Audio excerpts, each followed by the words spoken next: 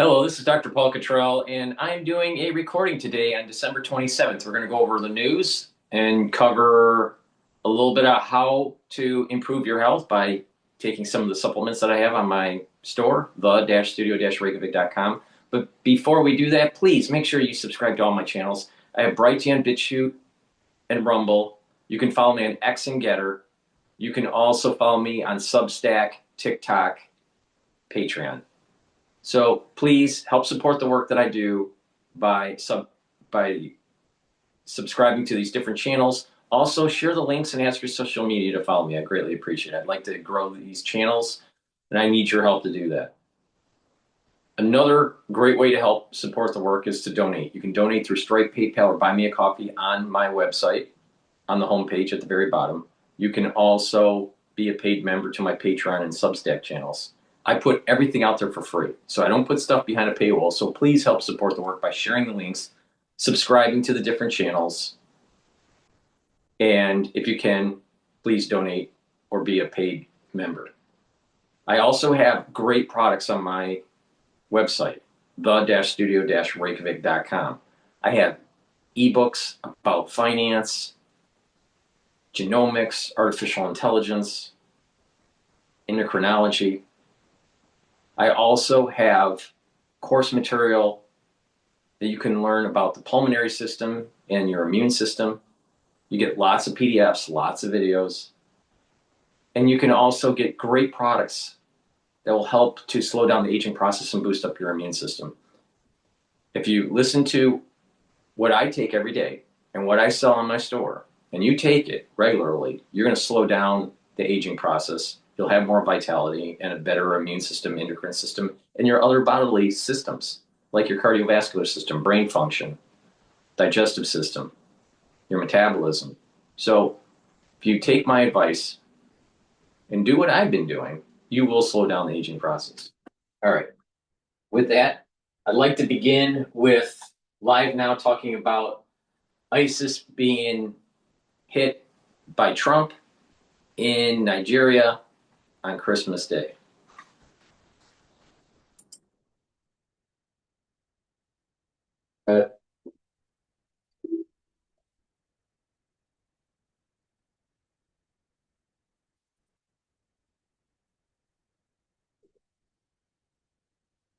And of course, you did hear Madison just talking about this, the situation in Nigeria. So I do want to take you out to some of this video here as President Trump says the U.S. military strike targeting Islamic State forces in Nigeria was originally set for Christmas Eve, but he did delay it by a day to align with Christmas instead. We have this post right here on the strike itself. Take a look at your screen. He says to Politico, quote, "They were going to do it earlier, and I said, nope, let's give a Christmas present. They didn't think that was coming, but we hit them hard. Every camp got decimated," end quote. Reuters reporting that the strike was carried out by about a dozen Tomahawk missiles launched from a U.S. Navy warship in the Gulf of Guinea. The Associated Press adding the Nigerian government did cooperate and worked with the U.S. on the strike.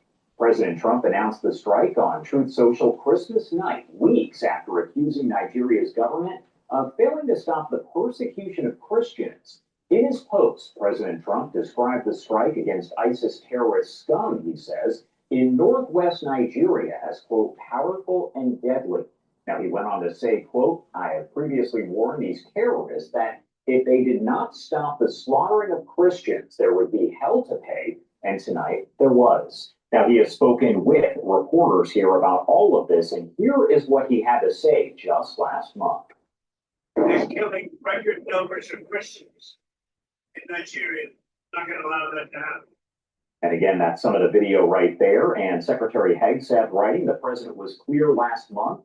The killing of innocent Christians in Nigeria and elsewhere must end. The Department of War is always ready. So ISIS found out on Christmas. More to come. Grateful for Nigerian government support and cooperation. Merry Christmas, end quote. There is so much to discuss here, as always, so I do want to bring in Mark Chandler, Director of Government Relations at Coastal Carolina University, also a former senior defense intelligence official. Thank you so much for taking the time to be here with us, as always, Mark. You're welcome, Josh, and good morning to you. Good morning. Well, first off, I did want to ask you here, what do we know about the specific targets there that the U.S. was targeting over in Nigeria? Well, the primary targets here in this strike, Josh, is they were working against the ISIS-affiliated group. It's a relatively new group.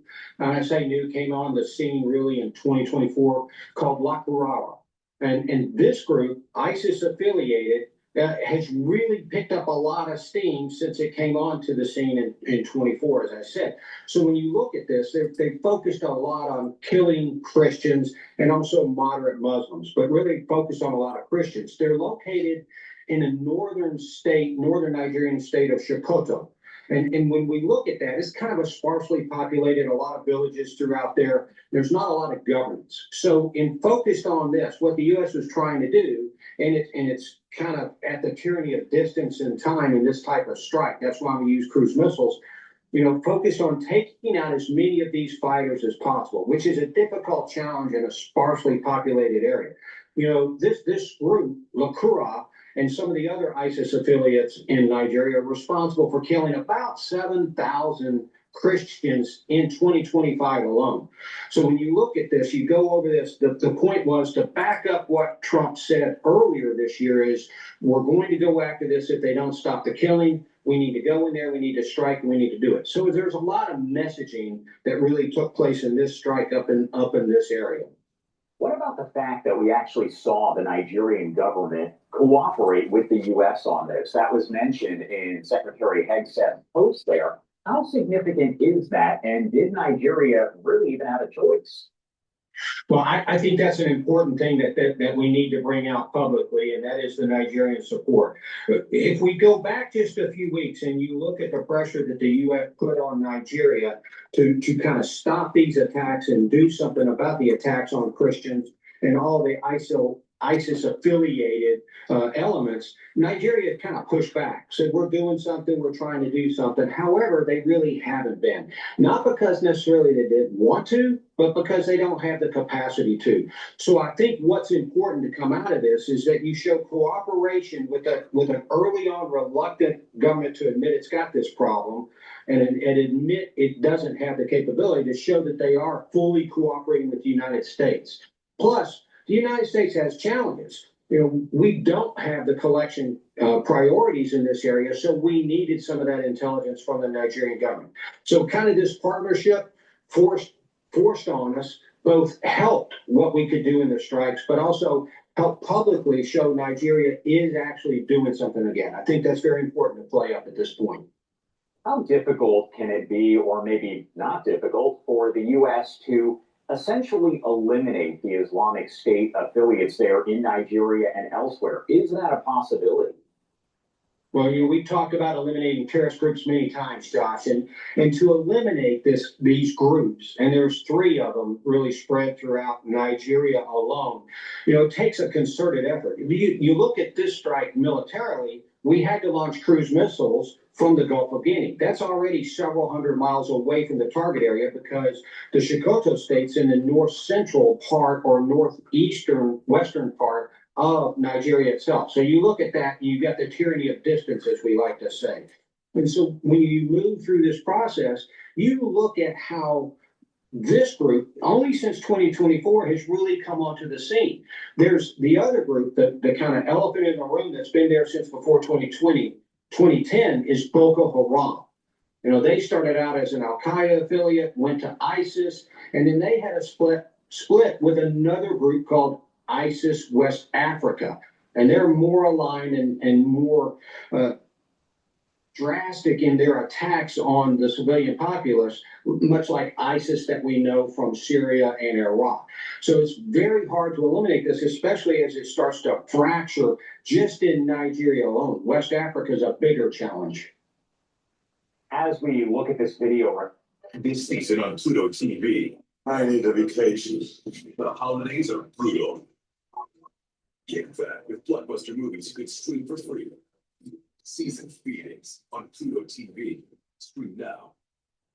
as we look at this video right here, again, this was released by Secretary Hegseth and the Department of War. You can see the launch of those missiles there. And as I mentioned, we don't have a lot of information. There's still kind of a lot to figure out. We know what you were just talking about with the Tomahawk, but for those maybe unfamiliar, can you tell me a little bit about the potential for any kind of retaliation against the U.S. on the side of the Islamic State forces? What is kind of the danger that exists now? Well, first off, in response to this attack itself, I do not think that the United States is going to be retaliated against. That's just not likely to happen. Now, there might be, as I mentioned, there's 3 different radical extreme Islamic extremist groups inside Nigeria. I could see some local retaliation, in some of the villages up in the north or out in the far eastern part of Nigeria. So that's kind of a counterattack, if you will, a response retaliation from those ISIS and Al-Qaeda affiliated groups to go in there and hit the Nigerian government. So we have to look for that. However, Josh, I do want to point out, and I might sound a little bit like a broken record, but ISIS kind of came out, they did come out this week with a threat to Western nations. It was a Christmas threat, if you will. So I think what we have to look at is the continuing threat that ISIS affiliated groups, ISIS inspired individuals have against the Western nations, to include those in Europe and the United States. So when we look at this, their reach is, I don't want to say their military reach is global, but their inspirational reach is kind of global. Go back to the attacks in Sydney at Bondi Beach just a couple of weeks ago. That was ISIS inspired and ISIS supported out there.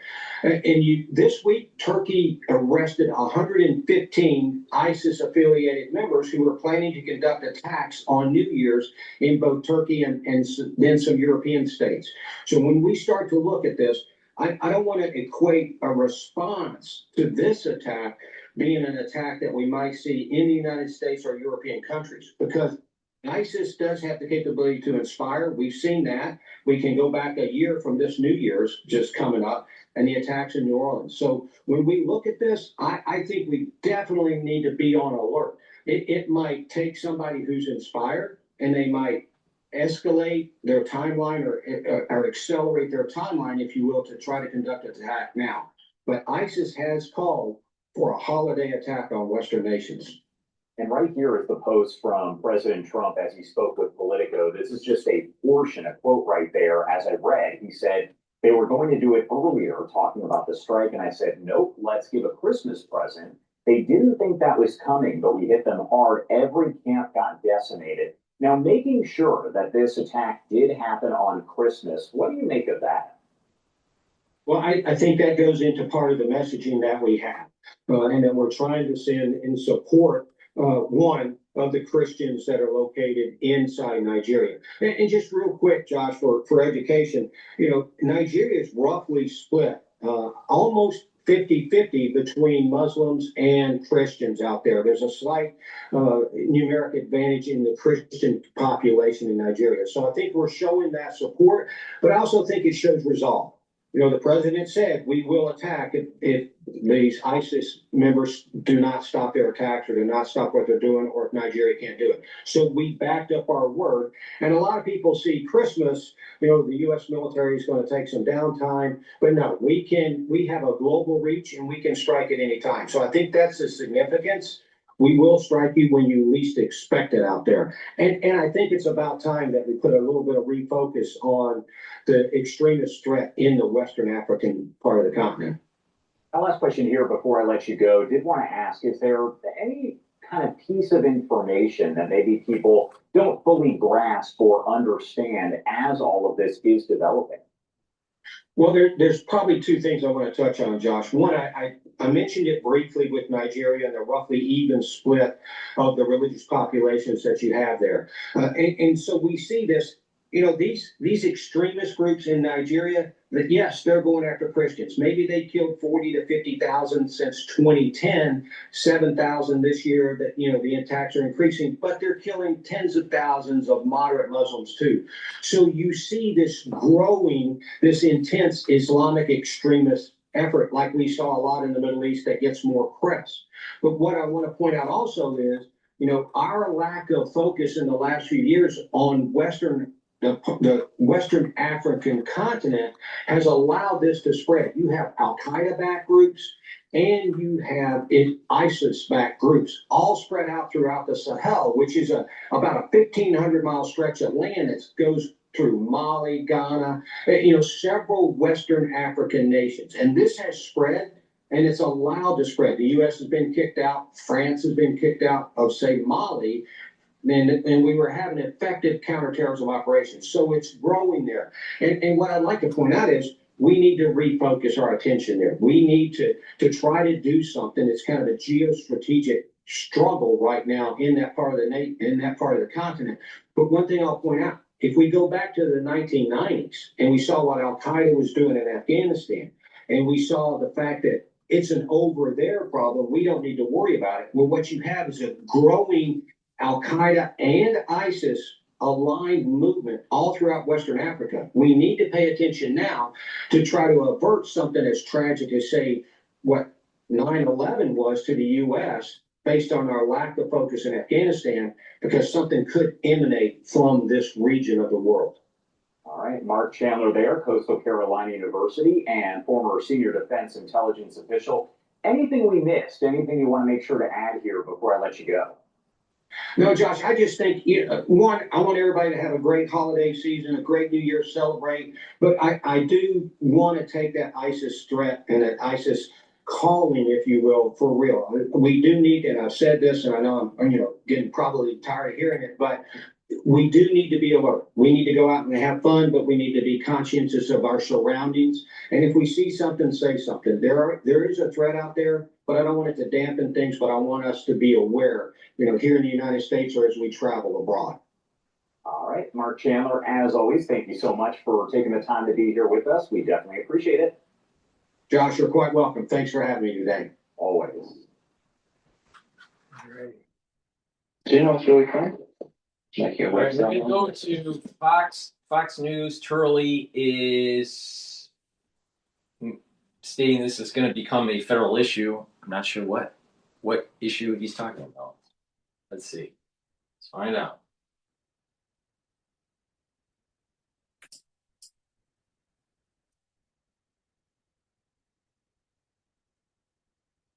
Our other Jonathan Turley, George Washington University law professor, as well as a Fox News contributor. Jonathan, great to see you, and thanks for coming on today. Thanks, Bill. So let's take a look at the big picture here. These are some of the crashes that have happened across the country involving a handful of illegal immigrant truck drivers. All of these guys in the U.S. illegally, several of them were given their CDLs by the state of California. So, Jonathan, their lawsuit says that they're going to lose their livelihoods and it's going to hurt the U.S. economy if their licenses are taken away. My question for you is, do they have a right to these licenses? And in your opinion, do they have a case here? Well, what's interesting, Bill, is that this is really a clash normally between the state of California and the federal government. Secretary Duffy, who has been an extraordinary transportation secretary. I mean, he's been working across the board and putting in new infrastructure. If you go to the airports, you'll see how those efficiencies are now being manifest for travelers. But he's also taking on this issue. And there's no question that California has been lax. And part of the fear is that because this is essentially a sanctuary state, that they're giving out these licenses, but they're externalizing or shifting those costs to other states because these are people driving outside of California. And Duffy is cracking down on California and other states, saying that this has got to change. What's interesting, Bill, about this fight is that California is actually the impetus of this change. So California is saying, yeah, we need to get this in order. There's a state law that guarantees certain due process rights, including if your CDL gets revoked or suspended, it's supposed to be without prejudice. But under this change, California is saying, look, it's going to terminate, and there's no date given as to when they might be able to reapply. So this is really a state law issue. But how California deals with this ultimately in its courts could end up creating a federal problem, because the federal government is basically saying, look, we're tired of you saying it's a state issue. It's a federal issue. These are interstate truckers, and we need your house in order, or we're going to get it into order. And to your point, California, not the only state giving out these CDLs. New York is one of them.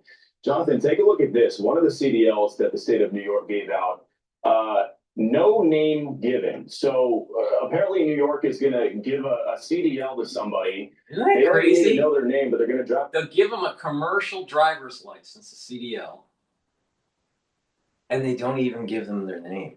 And it's just printed, no name given. That is insane. Insane. Expires 5/26/2028. Illegal immigrants should not be here. They're here illegally, and they sure as hell shouldn't get CDL licenses. Vehicle is 80,000 pounds, where one small mistake can kill numerous people on a road. The feds are trying to crack down on this. I assume the feds are on pretty strong legal footing in trying to do so. Well, the federal government has a clear jurisdictional claim here. This is the ultimate interstate commerce issue. It is interstate commerce. It is the commerce traveling on the interstate, and they have a right to peg federal funds to make sure they're being used correctly. So, but this clash is now coming, and to his credit, Secretary Duffy is not blinking. I mean, he's basically saying, you deal with what you have to deal with, but we have a federal mandate here, and we have federal funds, and you're not going to get the latter unless we're satisfied that you are restricting these licenses to drivers who can speak English and can legally operate these trucks. Yeah, and to your point, California was one of the first ones to take action on this because they were getting pressure from Sean Duffy and DOT. He's threatening to pull their funding. Jonathan got about 30 seconds left. Money talks, doesn't it? It certainly does. And Secretary Duffy is handling this really adeptly. And he's basically saying, this is not your decision alone. We control money and we control other regulatory powers, and we're going to use them. Yeah, you got to leave it there. Jonathan Turley, always great to see you, my friend. Hope you had a great Christmas and wishing you a happy new year. I did. Hey, Sean Hannity here. Hey, click here to. My daughter is being treated for leukemia.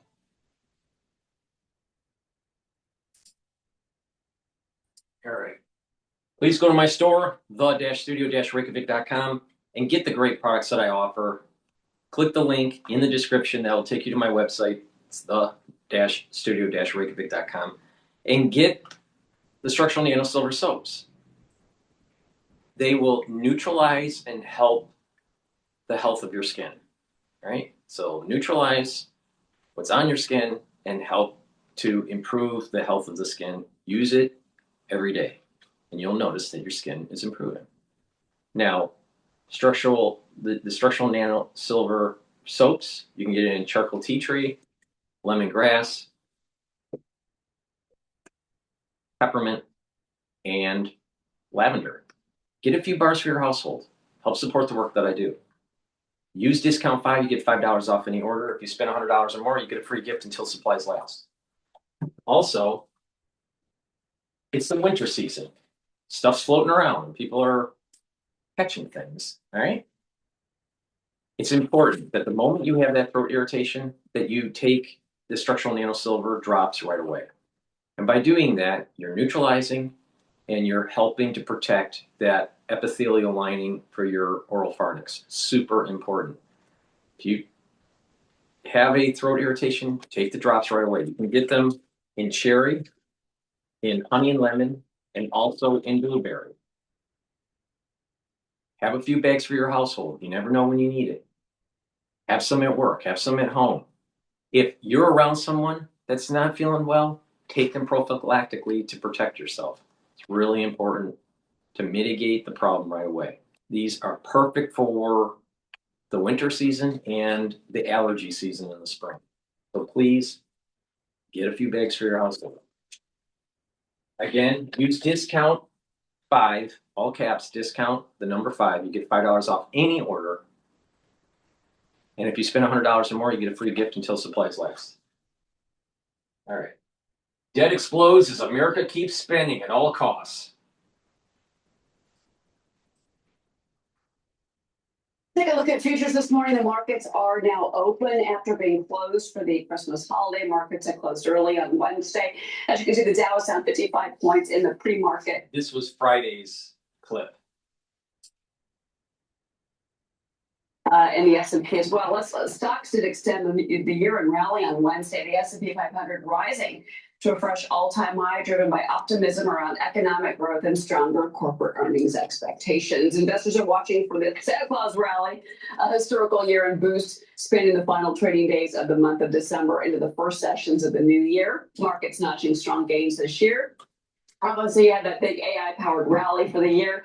The NASDAQ, get this, up 22%. The S&P 500 up 18%. The Dow for the year so far gained 14%. I want to bring in Constellation Research CEO Ray Wang. And Ray, good morning to you. I hope you had a good Christmas day.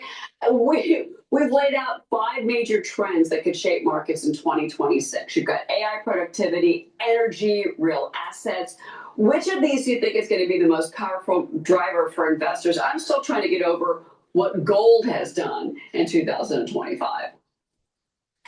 This battle for real assets is coming into play, right? Anything for energy or water or minerals or earths, they're picking up steam. Gold, silver, you've seen the trade. And I think it's only going to continue. We have so much money locked up in the market in all different sectors, but it's all going to come down to what do you physically have? And, I'm more an equities guy, but I can see the real assets piece picking up. And then the other area is really around AI-powered growth. You're seeing companies like Walmart and Pfizer, they're taking massive gains in terms of exponential efficiency, in terms of being able to be productive with their people. And we're also seeing a number of startups. And the one I'm really excited about is the IPO boom we hope happens coming in 2026. If all the conditions come into place and we see interest rates drop, we're going to be able to see a chance for a really huge IPO boom with so many companies in the pipeline for 2026. Yeah, no, I agree with you there. And also, we're going to get a new Fed chair. Certainly the markets are going to be cheering a Fed chair that's likely going to be more amenable to further rate cuts. And I know the street is expecting that at least beginning in April, if not sooner. Let's talk a stock. It is NVIDIA. Again, this is the stock we always talk about. Technology licensing deal has been struck now with AI chip startup Grok, getting access to its tech, and it's integrating Grok's chip design into future products. So this brings Grok's CEO and senior leaders to NVIDIA while Grok operates as an independent company. And I hope I'm saying that company name correctly. You may have to tell me, Ray, but NVIDIA says the move expands its AI factory platform, and this will target real-time and inference workloads as competition intensifies. Break this down for us. Why the importance of this very large-scale deal from NVIDIA and this company? This is huge, and part of the reason that Grok is on fire is because of a thing called TPUs. These tensor processing units are similar to the GPUs in terms of being a chip that's being used in AI, but TPUs are really important in an area called inference. So once you train the chips, the question is what do you do with it, and that's where inference comes into play. Well, NVIDIA didn't have any offerings in TPUs, and Google is actually the leader in TPUs, and we're seeing the AI market move to TPUs. Grok, there's a whole number. The founders of Grok all came from the Google team that built those TPUs, and this is a critical move if NVIDIA wants to continue to stay in the lead. That's probably why the market will be cheering this move for quite some time. And of course, the Grok team, in terms of their ability to actually stay a couple steps ahead of where the market's going to be. Grok, not to be confused with Grok and AI and Elon Musk. There you go, Ray. John Lonsky, I want to bring you into this and talk about the economy, because in 2025, what an incredible year we've had. In particular, it was the consumer spending asset, and then you had that unbelievable GDP number, much better than expected, that read we got on GDP for Q3 on Wednesday. So as we move into 2026, John, it looks like the market is powering the consumer. Yeah, let me bring in John Lonsky. John, go ahead. Yeah, go ahead. I think what I want to point out is that there is an unsustainable imbalance that we have as far as consumer spending is concerned.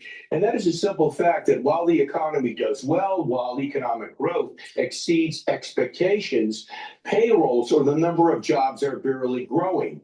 And in fact, if you look closely at the data on third quarter real GDP, what you find is that the 2.6%, nearly 3% year-over-year increase by real consumer spending was much faster than the 1.5% yearly increase by real after-tax income. Slower growth by real incomes is a consequence of this dramatic slowing of jobs growth. At some point, unless we get a recovery by jobs growth, we are going to see a notable slowing by consumer spending that would lead to slower than expected growth in 2026. Push back on you though, because we've had these predictions before that the consumer was going to falter. We had this especially after April and Liberation Day from the tariff threats, deregulation. It didn't come to pass. And the numbers that we're seeing now from holiday spending, even those numbers haven't come to pass with the predictions. You can predict it,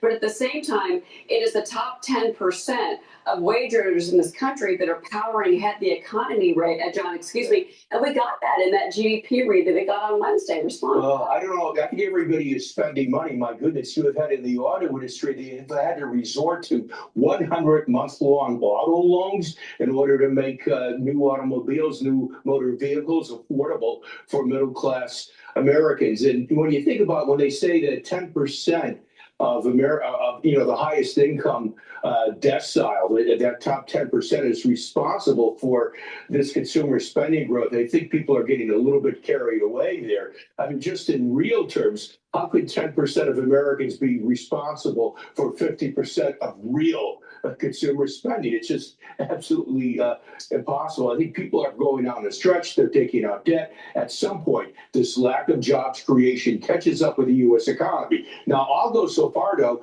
as make a prediction that later, not that late into 2026, we'll see a recovery by jobs growth. And believe it or not, with jobs growth picking up, with all of the stimulus coming in from the big, beautiful bill, and who knows, maybe we'll get some of this direct foreign investment kicking in. We'll be talking about rate hikes in the second half of this year. Well, we've got a lot more to talk about, Ray. It was great to see you. Thank you for joining us. Hope you had a great Christmas. We're back. Job growth is going to be extremely important as an indicator of where the economy is going, because if we do see some job growth in 2026, then maybe some of the worries of AI supplanting jobs will start to abate, and people will be able to use some of the additional income that they're going to be receiving from the taxes, the tax refunds, to start spending and start saving and start, purchasing homes and having a little bit more confidence. See, if the mobility to be able to, let's say, leave a job and take a new job, or have a stronger feeling of stability in the current job that you're in, people will have a more positive outlook for the future, especially a year or 2 or 3 out. So job growth is going to be a major data point to understanding where this is going. Now, typically, in an election year, the economy isn't that great, or at least people are worried about stocks, right? So there's the trading economy, and then there's the real economy. Let's put it that way: Wall Street and Main Street. But election years, not so great. The question is the job growth was subdued in 2025. Hopefully it improves in 2026, but the headwind is the AI. What is going on with artificial intelligence? What is going on with, do you need more people, less people? Will there be new jobs being created? The unemployment rate for the youth is very high, 10, 11%. The ones that are coming out of college can't find jobs. The ones that have jobs that are experienced are worried that they're going to lose their job and not be able to find another job. So there is an uneasiness of 2025. If we get rid of that uneasiness in 2026, then I think we're going to have a very strong GDP growth. If not, we're not going to have a strong GDP growth. Please go to my store, the-studio-reykjavik.com. and get the max 35 or the cleanse. Max 35 is 35 parts per million. Cleanse is 30 parts per million. They're at different price points, but you take them the same way. Take a teaspoon a day, every day.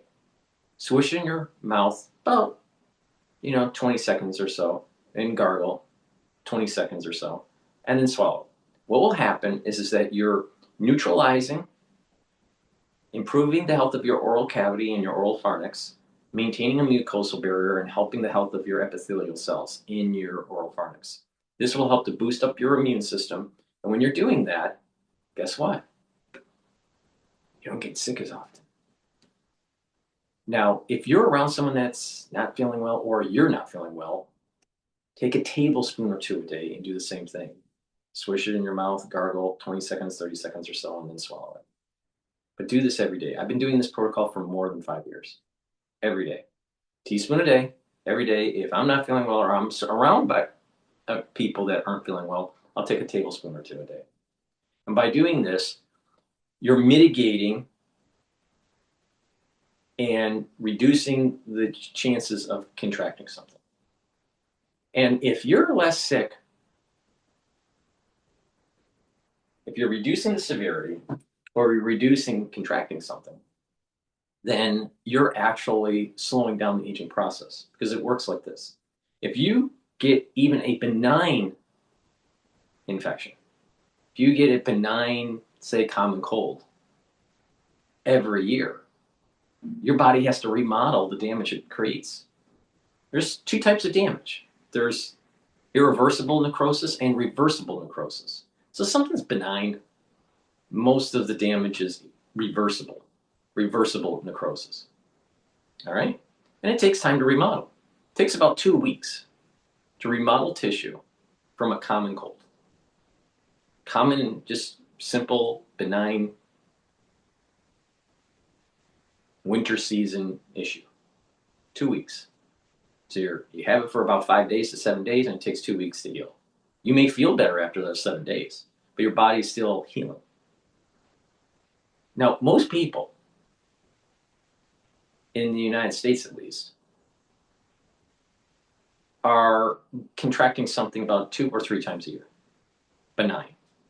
That means that approximately 6 to 9 weeks out of the year, you're sick and you're healing. All right? Over that time period. About 6 to 9 weeks out of the year, every year. So when that happens, when you've contracted something, even if it's benign, you have higher levels of inflammation. You have higher production of cortisol. You have more free radical buildup. And this does damage to your tissues. So 9 weeks out of the year, your body is in a state where you're aging faster. And then after those 9 weeks, then your body is starting to get back to the normal levels of inflammation and free radicals and cortisol levels.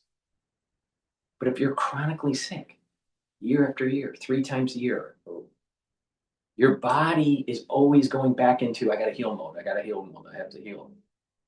So if you notice that people that, even if it's benign, they're regularly sick, every winter season, every allergy season or whatever, they age faster. And the reason why they're aging is because they're spending the time to remodel the reversible necrosis. And they have these higher levels of cortisol, inflammation, and free radicals. So you don't want to age faster. And one method to do this is to prevent having to remodel, even if it's benign. See, a lot of people don't understand. You can contract something that's really severe, and it's even worse off. You can, cause pulmonary problems and all this stuff, right? Especially if you have comorbidity issues and exacerbate those comorbidity issues. And if it's severe, then it'll take longer to remodel. And not only that, some of the tissue will be irreversible necrosis where it dies off. It can't be remodeled.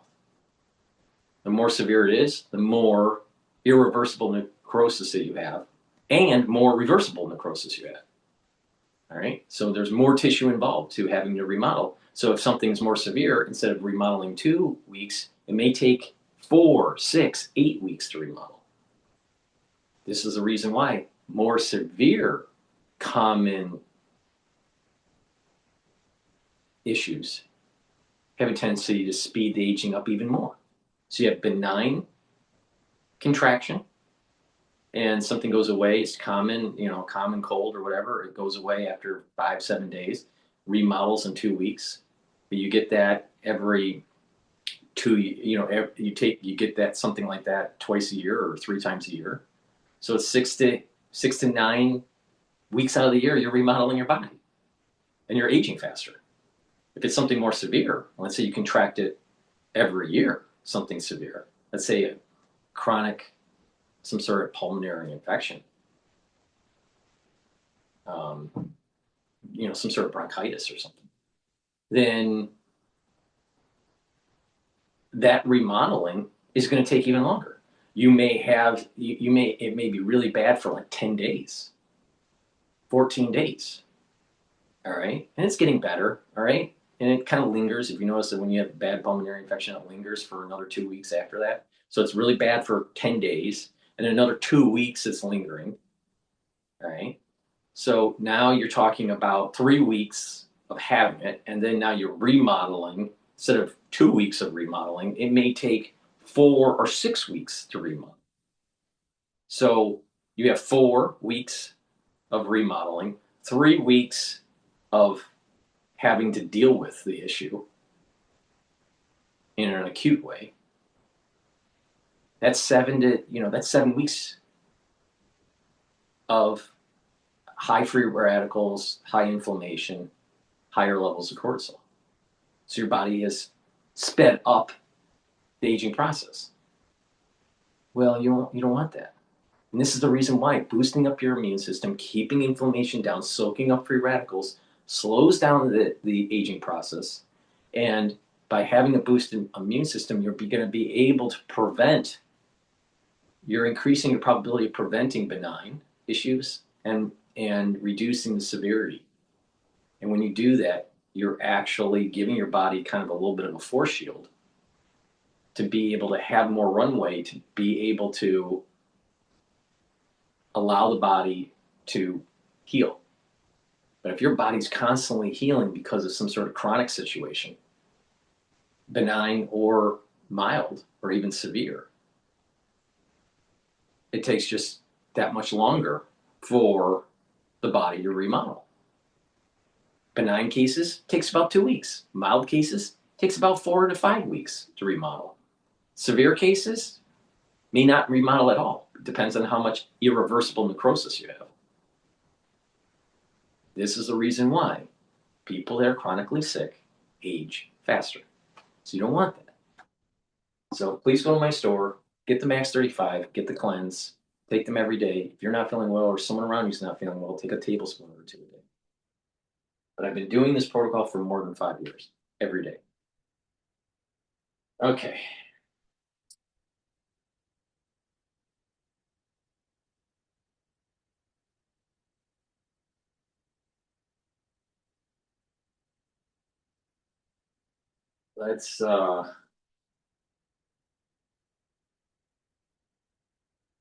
Let's listen to Fox Business about the biggest risk to the economy in 2026. Build a website you love with Wix. For your words, create your brand, your opportunity, your breakthrough. Jay and Tony.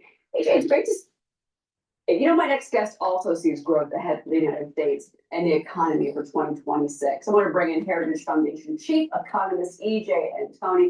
EJ, it's great to see you. Thank you for being here on set with me here in New York. Yeah, it's my pleasure. Thank you for having me. Yeah, so, Secretary Bessent has been predicting this economic feast coming in the new year. He says, watch out for that tax return because it's going to be bigger. He says, watch out for the markets because they're going to power higher. What do you see? Cheryl, I see all the dials really lining up. We've gotten tax policy, we've gotten tax reform done, we've gotten regulatory reform done. Obviously, that's ongoing, but they slashed a record number of regulations this year. That's fabulous progress, especially coming right off the back of the Biden administration that overregulated everything you can imagine.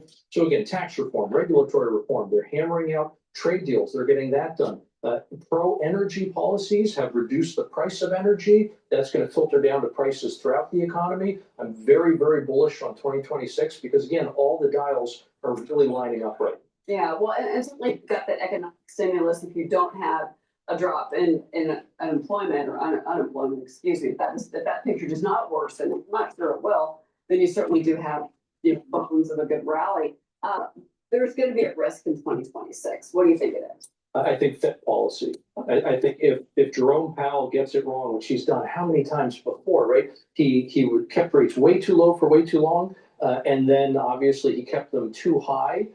They are now really, really botching the job when it comes to the size of the balance sheet. They're trying to maintain a novel monetary framework they built in the spring of 2020. And so if he continues making mistakes, I think that poses the biggest single risk for the economy. So I'm so glad to see him out the door in May. Well, that's why the next Fed chair, that decision is so meaningful because if it's, I was just saying this at the top of the show with Gary Kaltbaum, if it's who we think it could be, which is either Kevin Hassett or maybe it's Kevin Warsh, those are two individuals who do seem to be at the top of the list that do favor rate cuts in 2026. So that's another positive. Absolutely. If we get there to the next Fed chair, which is a few months away. And especially, Cheryl, I think once we also factor in, it's not just a matter of cutting that rate, because the Fed did that a little more than a year ago, right? Last autumn of 2028 or 2024, right around the election, they were cutting the Fed funds rate by 100 basis points. But what happened to real world interest rates, like interest rates on mortgages or interest rates on the 10-year? They went up. Instead of going down 100 basis points, they went up 100 basis points. So I think Powell's replacement has to be somebody who understands that just because the Fed is turning one dial, that's not necessarily going to affect real world rates the way you want them to. There are a lot of tools in the monetary toolkit, and you got to be prepared to use them all. That leads me to my next topic with you, because the issue of affordability is everywhere. We've talked about it with our lawmakers, but from an economic standpoint, a new study finds that Americans are becoming increasingly priced out of homes. More than 75% of homes across the U.S. have become unaffordable for the typical household. Basically, if anyone is spending more than 30% of their household income on rent or mortgage, that is unaffordable. 75%. Talk about that. Well, I know, especially when I talk to older Americans, they say, why is it such a big deal to have a 7 or 8 or even a 9% interest rate? Because they remember when interest rates were 20% on a 30-year mortgage, right? Back in the early 80s, for example, the difference was you didn't have this huge premium in terms of how high the price of the home is, where it has never been such a large multiple of the median home. And so it doesn't matter really whether interest rates are 7% or even 5%, you still can't afford the home because the price is just so much higher than people's income. So you got to increase supply. This really is a big supply problem. We've helped the demand side out a little bit by getting illegal aliens out of the country, because obviously the more illegal aliens you have in the country, the more of a demand there is. But that would help the supply side, though, because especially I've seen this argument happen here in New York and other states where they had a flood of illegal migrants. The argument has been they're taking up housing, affordable housing, that could be for actual Americans, people that are legal residents here of this nation. Right, exactly. And I've heard this argument quite a bit that all of these illegal aliens are here in the construction industry and they're building homes. But then why didn't we see a corresponding boom in terms of residential construction when we had the boom in terms of the illegal aliens Biden brought into the country? It just didn't materialize. So if you didn't have the boom to begin with, you shouldn't have a bust when all those people leave. Yeah, well, it's going to be interesting to see, again, how economic policy plays out in 2026. It is the year of the midterms, the year of the midterms. So it's going to be exciting. EJ, it's always great to have. In New York, housing affordability is predicated on how many units you have available. Now, the vacancy rate is like 0.1, was it 1%? I think it was 1%. 1% vacancy, all right? The problem is there's just not enough units available. Now, part of that is because of regulations, part of it is because of, how long it takes to construct, financing, a lot of issues.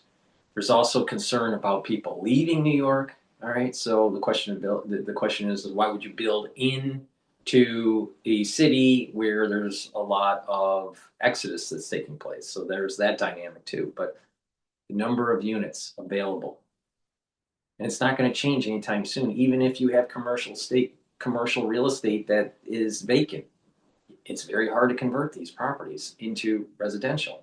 So it's really important. It's units available. Now, in suburbia, outside of the metropolis of New York City and some of the other large cities in the United States, just everyday suburbia, all right, what's happening is that these homes that are being built, yeah, it's more upscale, better furnishings, better bathrooms and kitchens, more square footage, but the cost is so much higher that the average person can't afford it. You could afford it if you built up some wealth. If you're selling a property that has some profit, you can roll in that capital from the previous property and roll it into purchasing another. Yeah, people could do that. But here's another problem with the housing crisis. If your job mobility is in question, you may not be able to sell a home in one area. Let's say let's say in, I don't know, Pennsylvania, let's say move to another state like Texas, right? If job mobility isn't there, or you're concerned. So people stay. In addition, people have locked in mortgages that were really low during the quantitative easing regime of Bernanke right after Lehman. So they have very low mortgages. Well, if they sold the home and bought a new one, even if they were downsizing, they may end up having the same mortgage or a higher mortgage because of the value of the properties have gone up, plus the interest rates for the mortgage have gone up. So mobility is a problem because of higher interest rates, higher cost of a new dwelling, and job mobility, or the fear of job stability. These are all factors that are playing up with housing and housing affordability. So in New York, a big part of it is units available. In suburbia, when there are units available, they're at a higher end. And those higher end properties, many people can't afford. It's a problem. So please go to my store, the-studio-reykjavik.com. Get the magnesium and zinc. Magnesium and zinc will help to boost up your immune system. Super important for the winter season. Magnesium and zinc will also help with your brain function. Magnesium is super important to increase the efficacy of vitamin D3. So please go to my store, the-studio-reykjavik.com, and get the magnesium and zinc. Take it every day. If you're not feeling well during the cold season, take a double dose. Take one in the morning, take one in the evening. But taking it every day is super important for brain function and our immune system. Heirloom barley. Heirloom barley will help to detoxify your body, bring down inflammation, and soak up free radicals through superoxide dismutase. And when you do this, your immune system will improve, your endocrine system will improve. You're going to have less inflammation. Less inflammation will help with joint health. Less inflammation will help with your cardiovascular health and reduce plaque formation. And less inflammation is going to help reduce the stress on the neurons so it maintains its myelin sheath. And when you do that, the neurons perform properly. So please, go to my store, get the heirloom barley, take it every day. This is a month supply. Slow down the aging process. It's dual purpose. Helps with your cardiovascular, helps with your brain, helps with your immune system, your endocrine system. You're detoxifying your body. That's super important. Also, I have dual purpose deodorants for males and females. You can get it in citrus or in peppermint, lavender, and tea tree. These are made from essential oils from the Himalayas. no aluminum, no baking soda, all natural ingredients. And this you use as a daily deodorant, but also it will help to detoxify your body. And when you're detoxifying your body every day, guess what? Your immune system and your endocrine system will perform better. So please go to my store and get the deodorants. Get a few bars for your household. Okay, with that, I want to play CNBC on Fed policy outlook for 2026. Let's see here.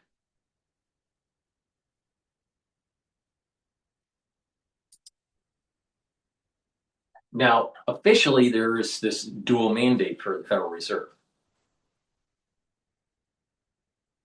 Full employment, so protect the employment, and also control prices, price fluctuation, right? So they're worried about inflation or deflation, and they're worried about too hot of a job market or too cooling of a job market.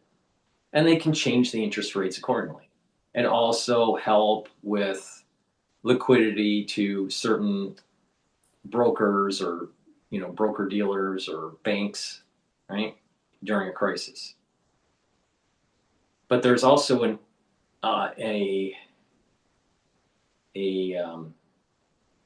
another function of the Federal Reserve that's not really codified, and that is taking a look at the equity market and is it stable? All right, and this is part of their operations with the broker dealers that I was mentioning earlier.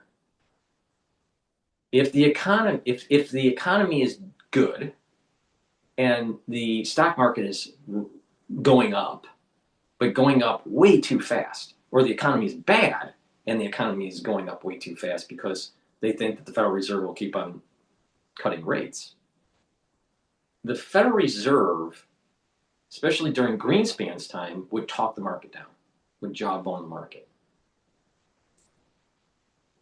Unfortunately, Powell isn't as smart as Greenspan, but there is this function of the Federal Reserve that if they feel that the stock market is too high, growing too fast, the velocity is too fast for price, or the acceleration of price is too high, then they may actually either jawbone the market down, saying we may hold rates or we may increase rates because we're worried about inflation or we're worried about the performance of the stock market.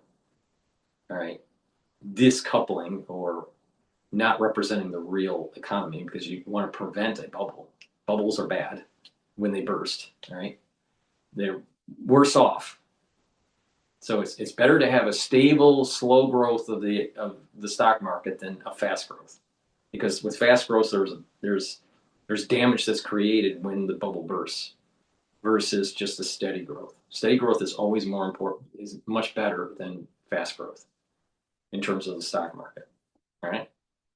So the Federal Reserve does have a function to try to slow down the pace of asset price, especially in equities, if it's going too fast. All right, so just keep that in mind, that equities went up pretty fast this year in 2025. Job market, it's good, it's okay, it's at 4.7% unemployment, but the unemployment rate for the youth is very high, almost 11%. That's a problem. People don't feel like it's great. Normally when the stock market's really high, people have a better feeling of how things are. That's kind of decoupled from normal epochs. So don't be surprised if the Federal Reserve says, you know what, yes, we may have some falling of the job market and unemployment rates ticking up, but we're worried about over exuberance in AI, especially this AI bubble. So the Federal Reserve may be jawbone in 2026, saying we're not going to cut as often. even though there may be there may be a falling of the job market. It's weakening, all right? If it's weakening, normally they cut. But if inflation, in a perfect world, if inflation is at 2% or like 2.5% or 2.7%, and the job market is starting to falter, the Federal Reserve should cut rates. But there's this other component to it. How fast is the equity, especially the Mag 7, appreciating? If they're appreciating at a fast rate, if they lower the rate to try to help the job market, it's actually exacerbating the bubble problem in the equity market. So I'm a little worried of that dynamic. Jobs, real inflation, and asset price bubble in equities. And I would say that there's probably an asset price bubble in housing. So those dynamics are important to pay attention to. It's not just inflation. It's not just jobs. Now, some people would say, well, inflation baked into that, you could, extrapolate and see it in the equity market and inflation with housing. Well, with the housing, that's true. It's a little bit loosely connected to CPI and PPI, right, for equities, because equities is all about future expectations of current situation, all right, the future returns of a current situation. CPI, PPI, that's like coming up with the data for what the inflation is, either at the consumer level or at the producer level. And those cost inputs and the output that results from it, you would be able to see the cost of housing in that data set. But not so much. You don't really see directly the speed of the price of equities to actually PPI or CPI. But one of the important functions of the Federal Reserve, because it's a bank regulator, is understanding risk exposure to a bubble. And this is the reason why the Federal Reserve may hold off on cutting rates, even though you may be having a job market that's starting to deteriorate. It just depends on which variable is more important to deal with: the job market, the real inflation, or the asset bubble, the asset price bubble. Because you don't want a bubble to burst. You don't want a bubble to form and burst, let me put it that way. There's definitely a bubble in AI. Federal Reserve has to be very careful, because if they lower rates, it will flow more money into the bubble and make the burst worse. They need to slowly get that bubble to deflate slowly so it doesn't cause havoc in the real economy. So those are some of the things we got to worry about. Very inflated equity prices, over indebtedness by the country, so the belly of the curve yields for the 10-year are too high. They're at 4.1. They need to be below 4. And you have a job market that's starting to peter out. So you got all these dynamics there, and inflation is stable right now at about 2.7, depending on what numbers what data set you're looking at. If it's closer to 3, then it's a little bit too hot, and by lowering rates, that would increase the inflation. So there's these dynamics that are moving around that have to be considered for 2026. So it's not so simple that the Federal Reserve is going to raise rates or lower rates. Now, what I think they should do is that they should hold. They should hold the rate. They shouldn't increase it. They shouldn't cut it. But they should hold the rate at least for the first 6 months of the year and see what happens, even if we start to see a job market that starts to falter. Hold it. and see if we're starting to see because having 4.7% unemployment and it going to 5, it's okay. But if it gets past 5, then you're going to have to start to cut. If it gets to 5.2, 5.1, if it's above 5, needs to be a cut. But if it's below 5, I wouldn't. I would hold it. I would just wait, hold, wait. Because the job market may start to improve and you won't need to lower the rate. But the problem comes in is our debt is so high that we need to lower the rate to try to get that belly of the curve, the 10-year and the 20-year, to come down. And that 10-year bond needs to go below 4%. But you have this problem with equities. They think that the Federal Reserve is going to cut rates. The equities are going to go up. So it may actually be smart to just hold it for about 6 months, so money managers start to slow down the increase in the equity. I would think, I don't know, maybe 4% return, 5% return. So if we have inflation at, let's say, for easy numbers, 3%, maybe we should have a increase in the S&P 500, 6 to 7% return. That would be stable instead of 17 or 18% return.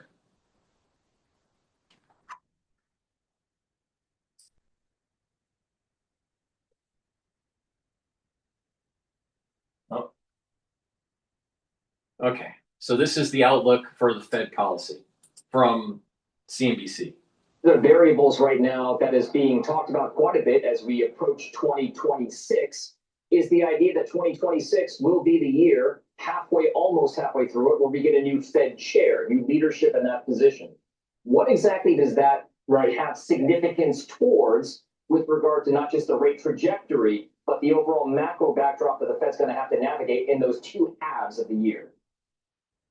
So here's how I think about the new Fed chair. At the margin, a dovish Fed chair will mean at the margin, maybe another rate cut. I do not see at the margin, I do not see a new Fed chair coming in and basically doing the president's bidding and bringing rates down to 1% or 2% or some number like that. I just don't see that happening, no matter who it is. And the reason, Tom, is because, as you know, the Fed chair has a vote. The Fed chair, I don't know. It's as simple as this. You can't go from 4 or I'd have to double check what the number is now. I think it's at about 3 something, 3.7 something, wherever the Federal Reserve. I'll check it. But you need a buffer, because what if we do have a recession? If you go down to 1% for the federal funds rate and you're not in a recession, where's the shock absorber? You don't have one. You're better off having a shock absorber, and that's the reason why the federal funds rate should be around 4%. And we're there. So if you go into a recession, you could, do a half-point cut and another half-point cut and another half-point cut, and eventually it'll transmit in the economy.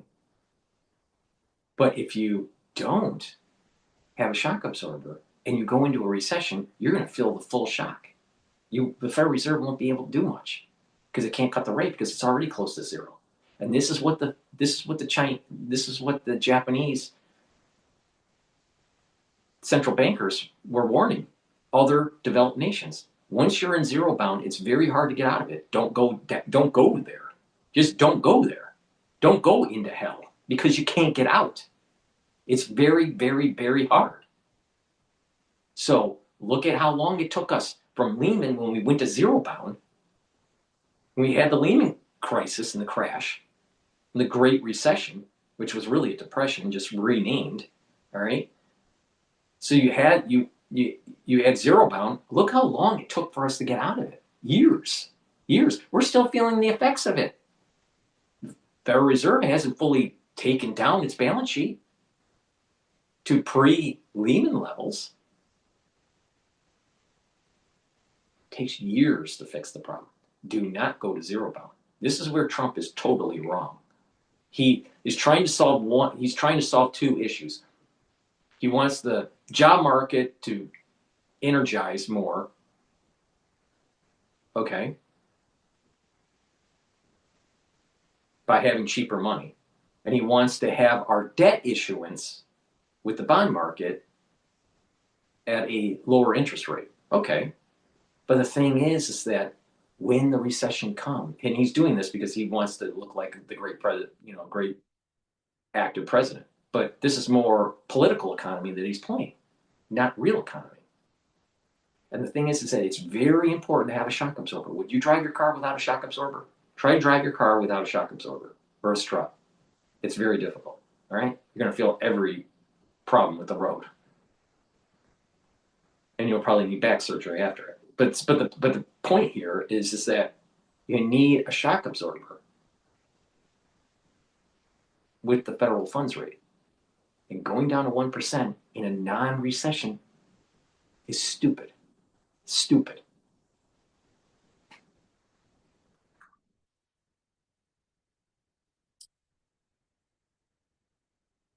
What you want to call it, but they only have one vote at the end of the day. And so a Fed chair who's going to take rates so-called off the reservation is not going to have the committee with them.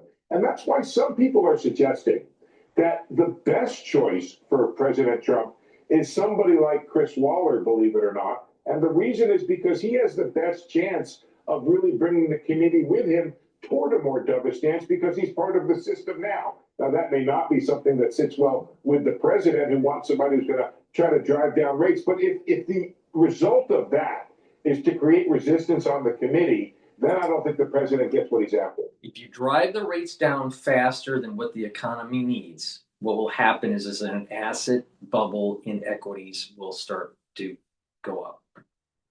Now, it will feel as though people are getting richer. But the reality is that you're increasing the probability of a bust. There's a higher probability of having a 1929 crash in 2029 if you have the Federal Reserve lowering the rates at such a fast pace and bringing the rate down at such a low level.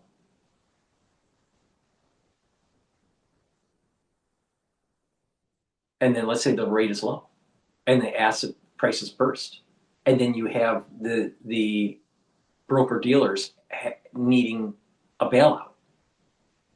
And then quantitative easing starts up again, where they're buying toxic assets. People start defaulting on their mortgages or whatever. Was it worth it? Was it worth to have 2 years of more growth or faster growth, only to increase the probability of a disaster when Trump exits his administration? Because we're talking about if this happened, you're talking probably 24-month of feeding the coal into the equity machine, and then eventually it'll burst. And what will probably burst is the AI, this whole AI thing. Instead of slowly trying to deflate it with just keeping the rates steady. You bring those down, the job market, let's say the jobs increase, more jobs are created, more manufacturing, there's more of a bubble, and then all of a sudden there's a recession, and then you've done more damage. Trump will go down in history if he did this and this played out and there was a crash, either during his last year in office in 2028, or when he exits and there's a crash in 2029 with the next president. Trump will go down in history as the worst president economically, maybe tied with Uber. But the problem here is that we don't have to do this. We don't have to go down this road. Cut the spending.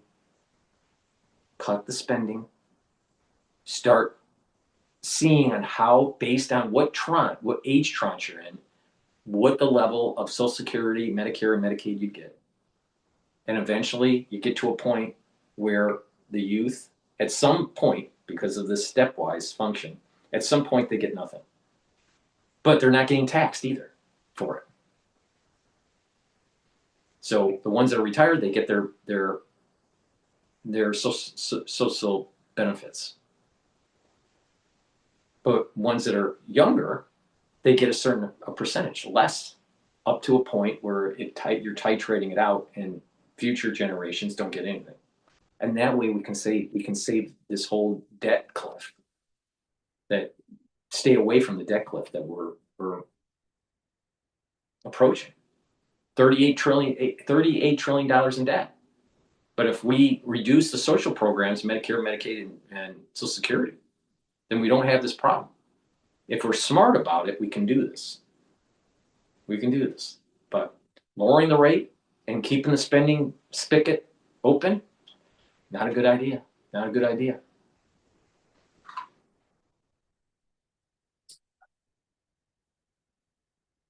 Just how much, Steve, just how much is the inflation story going to be one that percolates in 2026? We know it's taken a bit of a backseat in the last 4 to 5 months to a seemingly weakening on the relative basis jobs market. Does inflation become more of a threat in 2026 than it has been in 2025? That's an excellent question. And this season on Pluto TV, I need a vacation. The holidays are brutal. Get that with blockbuster movies you could stream for free. Season feedings on Pluto TV. that's an excellent question. And let me answer it from the position of perfect ignorance. And I'll tell you why, Dom. Because we don't know what the inflation numbers are. We had those reports, and they widely agreed from the New York Fed to most investment banks that those numbers were distorted to the downside because of some technical reasons inside of them that had to do with the missing month and some blanks that were filled in, not for political reasons, but that's just the way they did it. There might have been other ways they could have done it that were better and smarter and perhaps acknowledged it publicly before it happened. But in any event, we don't know what the inflation numbers are. We're not sure what they're going to be. So it is a major wild card. And if those numbers end up being worse than expected, for example, if more of the tariff end up being passed along inside the goods sector and there's spillover to the service sector, that's going to be another major limiting factor for the Fed. If they come down, though, if you think that it's through, let's say inflation does come back down to 2%. I don't think that changes very meaningfully the neutral rate or the Fed's need to get down much below neutral, which is where we started the conversation, 3%. So I think there's upside to rates if inflation is worse, but I don't think there's much downside. Yeah, I think the neutral rate isn't 3%. I think the neutral rate is actually 4% for the federal funds rate. But I guess there is a debate about that. But the point here is just that if you keep on lowering the rate, the stock market's going to continue to go up, which is going to fuel the bubble. And everyone that has lived through a bubble, there's always a recession after it. And it's not pretty. It's not just, the garden variety type. It takes years to get out of. Years. Regular recession takes about 9 to 15 months to get out of, depending on the severity of the recession. But when you have problems with a big bubble that bursts, you're affecting home prices, you're affecting the stability of the banking industry, the funding mechanisms for businesses. It takes years to get out of it. It takes more. You're talking something like that. You're talking 3 years, 5 years. I can argue that we're still feeling the effects of Lehman. And that happened in 2008. Almost 20 years ago. 18 years ago. Crazy.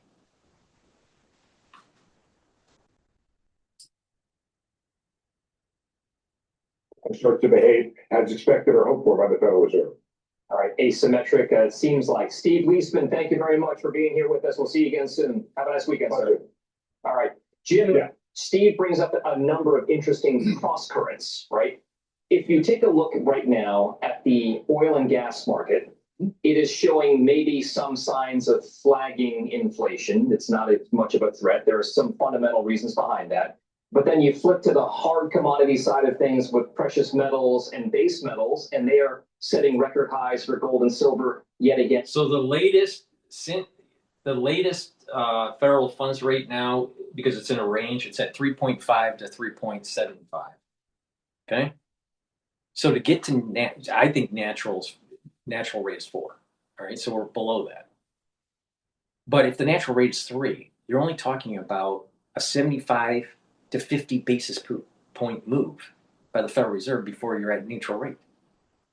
They can't go much lower, or you start losing your shock absorber. That's the point here. Trump's idea of bringing the rate below 3 is nutsola. Nutsola. Oh, we could do that. Well, look at what we did in 2008, and it helped to, help the economy to recover. But you did that under a different scenario. We literally had a meltdown of the economy that brought us down to zero bound. So you're going to use the idea of going down to zero bound and resetting mortgages,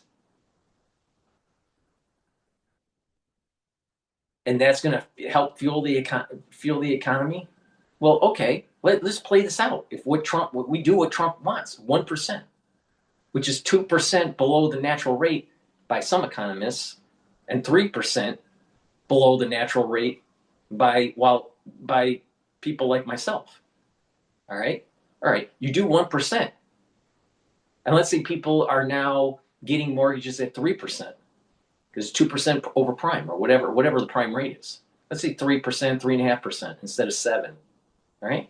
Let's just say that people are getting mortgages and they're buying these homes, and because you brought down the federal funds rate, the stock market just went up, and it's now another 15% return or 20% return in 2026. And it's fueling additional bubbles, not just in the AI, but in other industries. And the banks start taking more risks. Okay. In 2028 or 2029, it crashes. Some of the bank dealers aren't performing as well. Some people bought homes that they can't afford. The job market starts to go down because of AI, and then all of a sudden people are starting to default on their mortgages, and it's affecting the banking industry and the counterparty risk. Then what do? You're at 1% federal funds rate because Trump thought it was a good idea. What do? Oh, you can only bring it down 100 basis points and you're at zero bound. If you go in negative, then it's bail in. That's not a bailout, that's a bail in. That means that every dollar you have in the bank is funding the bank. You're giving it to the bank. You want to do that? I mean, think about how interest rates work. If you have money in the bank and they're going to give you an interest rate, it's interest on, you get additional. But if it's negative interest, every month you're giving money to the bank based on whatever that negative interest rate is. That's where Trump's going with this. Pretty stupid. Going to 1% is stupid. Now, going to 1% in a meltdown, that's a totally different case. But going to 1% where you don't even have a recession, a garden variety recession. So he's going to, if this happens, it will be a boom for the equity. May also help with housing. But when the crash happens, when the recession happens, the housing prices are going to go 25, 30% down. You're going to have a 30% drawdown on equities. And then you're going to have all this fiscal stimulus that has to be orchestrated through Congress, and more spending, and more bills are going to have to be issued by the Treasury Department. Oh, guess what? Now we have even more debt. Instead of $38 trillion, now we're at $45 or $48 trillion to bail it out because Trump thought that driving a car without a shock absorber was a smart idea.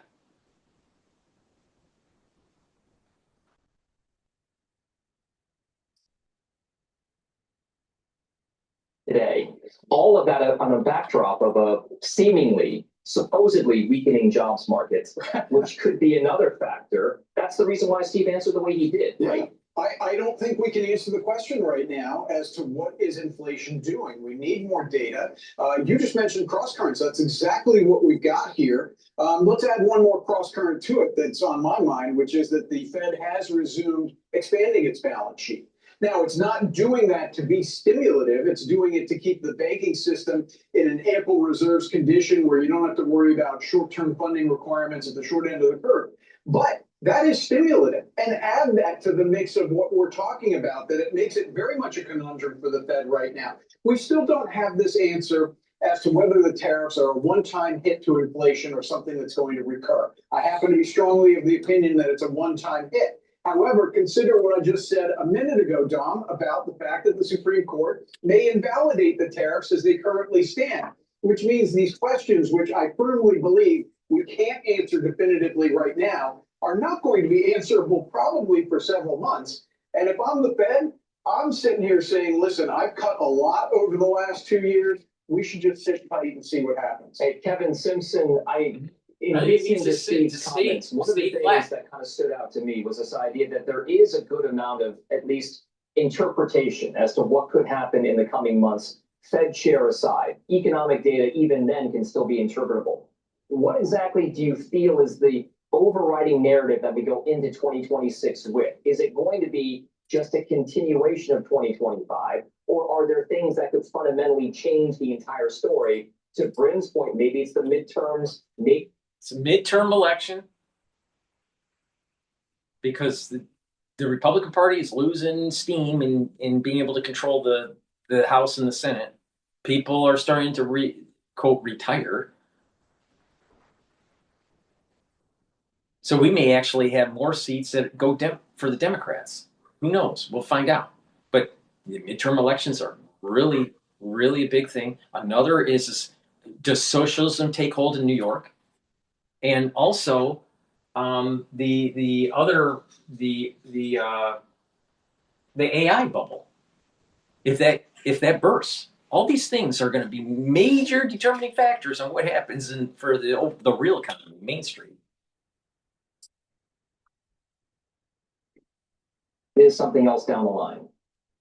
Yeah, but I think if those fundamental changes exist, they're probably a second half story. I think we entered the year with the same playbook that we completed it. The one thing that I was thinking about when Jim was talking. Of course, the first quarter of the year is going to be very similar to the fourth quarter of the previous year. I mean, life doesn't just radically change at January 1st. But you're going to start seeing potentially the weaknesses starting to emerge, to show themselves more in Q2, Q3. This is the reason why I'm a little concerned about equities in Q1. All right, how to play it, and I'm going to give you my analysis after the end of the year when everything closes out, and we're going to take a look at the price dynamics, the price structure of these different asset classes, and make a determination, because I have my thoughts on this. All right, we may see the equity market at 7,400, maybe 7,450 by year end in 2026 December, or we may see 8,000 or higher. It depends. But if AI bursts and job market is unsteady, we're in trouble. We're in trouble.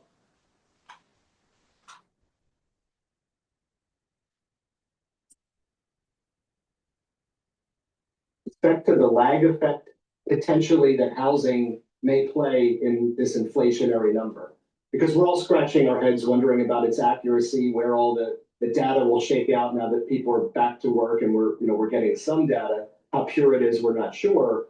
But I'm wondering if we might not just get lucky in 2026. And that's not an investment thesis. You don't bank a portfolio on luck.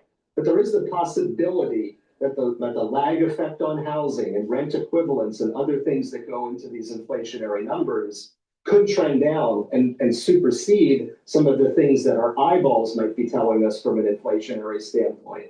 So I'm not sure exactly how it's going to play out. We're going to have to wait and see, as Jim said, but it would be interesting if that was to happen, because then you have a really nice tailwind for 2026. Because as I led off the show, Inflation is what scares me, and it's possible, who knows, we may get lucky. Hey, Bryn, what do you think? Is it going to be one where you're just going to continue things in the first half of the year the way that they have been the last 5 or 6 months? Well, I mean, if we get a repeat of this year, well, hold your nose, because April and May wasn't too fun.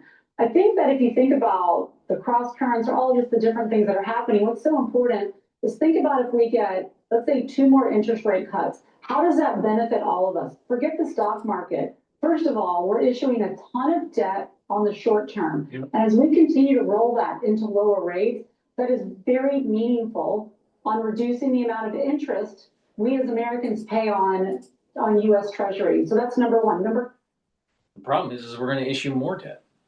So you have lower. Let's say you're rolling your debt. See, there's different cases here. You're rolling your debt at a lower interest rate, and if we were smart, we wouldn't issue any more debt.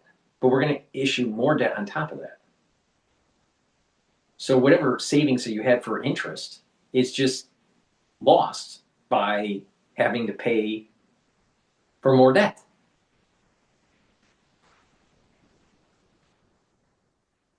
The thing is that you need to cut the spending too. The spending isn't being cut radically. I mean, I'm talking about Social Security, Medicare, Medicaid. Lowering rates, that's incredibly beneficial for housing. And I think within the CPI number, the White House is definitely dead set on having. By bringing down these rates, everything she's bringing up is short term. She's not talking about long term effects here, because you buy a home, you're probably going to buy a little bit more than what you really need, because it's at a lower rate now. So you buy a home a little bit more than what you need, because Americans are aspirational. Then all of a sudden the job market sucks because of AI taking the jobs away.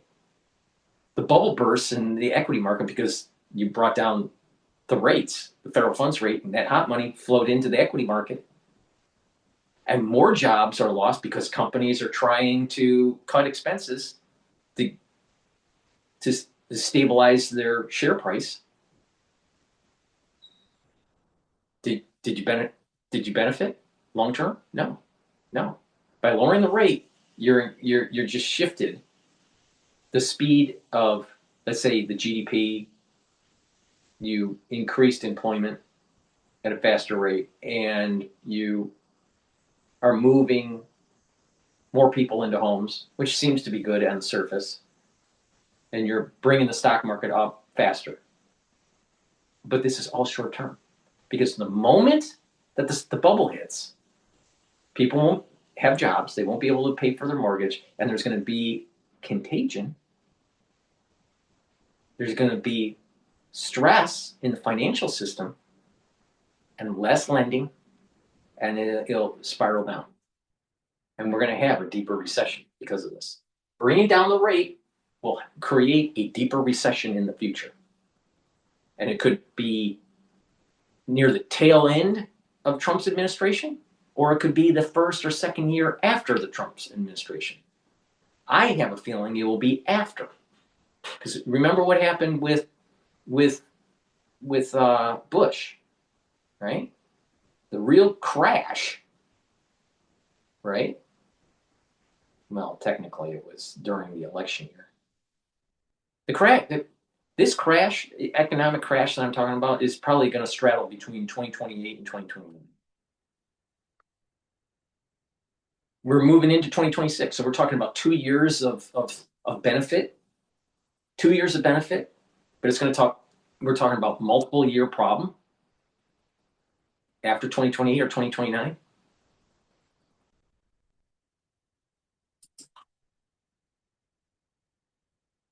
Stay in the 50s, which we can talk about that later, the impact on oil companies, but that's very good for inflation. And I think as we continue to see, let's think about this. Let's keep keep oil in the 50 handle. Well, it can't stay at the 50 handle, honey. It can't, because the energy companies are going to turn off the spigot because they can't afford it. And what about Saudi Arabia? Let's forget about the United States. Saudi Arabia can't have Brent at a high 50 or low 60 handle. It's trading at 60. Saudi Arabia needs it at 75, 80 for Brent crude. So if you're going to have a 50 handle in WTI, Saudi Arabia can't afford it. So now you've created geopolitical instability. See what I mean? These people are crazy. They're not paying attention to this. They keep on thinking that a lower rate is the best. And that's not the case. That is not the case. It's like a patient. Oh, just take the pain away. I have pain. Just take the pain away. Well, maybe taking the pain away makes it worse off. I got so much pain. Just take the pain away.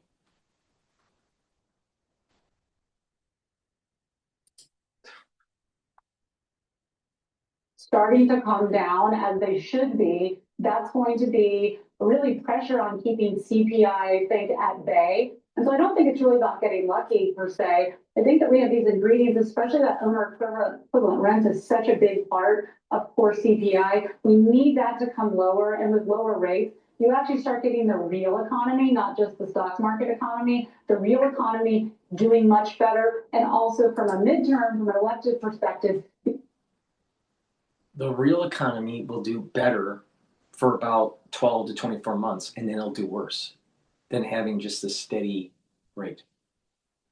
So in the short run, she's right. In the long run, it's a disaster. Now, not only that, when you lower the rate, when you lower this rate, more hot money is going to go into the equity market. All right? So the ones that are already positioned in equities are going to be richer than the average person that isn't as exposed or have no exposure. So this bifurcation in the K economy is going to increase.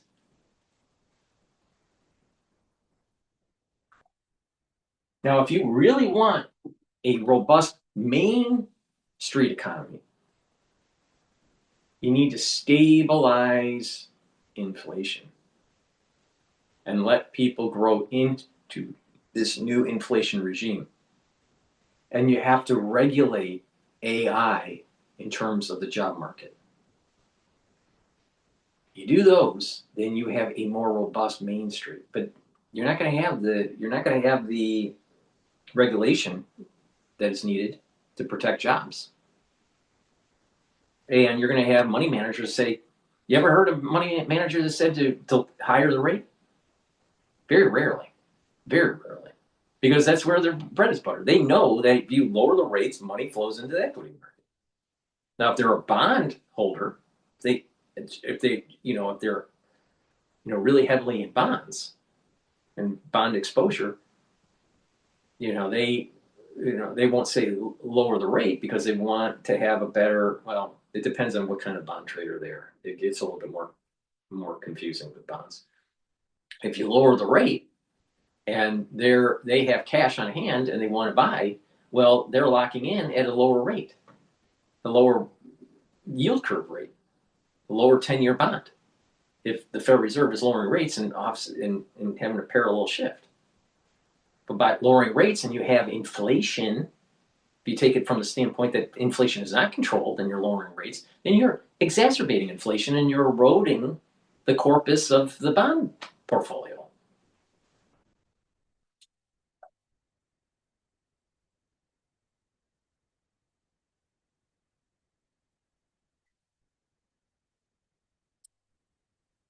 I think there's too many people saying interest lowered because rates and keep refinancing on the short end. I mean, that's very positive going into next year. Adobe Acrobat Studio is all new. What can PDF spaces with AI do? Your marketing needs in one spot. AI assistant goes to the AI breakdowns on camera. The insights on the rise of spirits. Generate, do it all in one. Please go to my store, the-studio-reykjavik.com. Get the olive leaf extract. Olive leaf extract will help bring down inflammation and help you control your lipid profile. By bringing down inflammation, you're going to help your immune system. But when you bring down inflammation and control your lipid profile, you're also reducing plaque formation. Super important for cardiovascular health. Take olive leaf extract, boost up the immune system, and boost up that cardiovascular health. Vitamin D3. Take this especially in the winter season. Why? Because it helps to get cells to go into apoptosis if they're infected.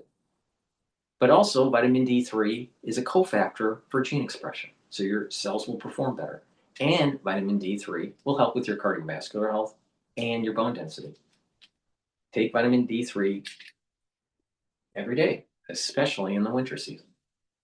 And getting a probiotic and a multivitamin as a foundation for improving your health is super important. This multivitamin that I have is easy to digest. It has the multivitamins that you need for proper enzymatic activity so your cells perform properly. Take it every day. And take it with the probiotic. I have a powder version and a Bitchute version. By taking a good probiotic, you're improving your gut biome, bringing down inflammation, improving your immune system at the gut level. You're revving up your metabolism. You're absorbing your nutrients better. And you are improving your brain function and your skin health. In terms of your brain function, you're going to be able to sleep better with a better gut biome. You're going to be able to consolidate memory and detoxify your central nervous system because you're getting into the REM cycles and deep sleep cycles that you need. And you'll be well rested. So to improve brain function, a good gut biome is important. Good health starts at the gut. So please go to my store, get the probiotic, get the multivitamin. Use discount 5, you get $5 off any order. If you spend $100 or more, you get a free gift until supplies last. All right, let's listen into the snow update in New York because it's a little cold out there and we have snow.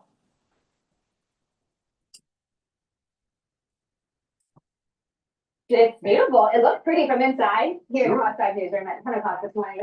Mike Woods. Yes, dude. I know we had our snowstorm. I mean, it could have been worse, but you know what? It's definitely something. So if you're looking for some snow around the tri-state region, we got it. We had the winter storm warning that wasn't effect for a while. The advisories, everything's canceled out now. So now it's just time to get out there and enjoy.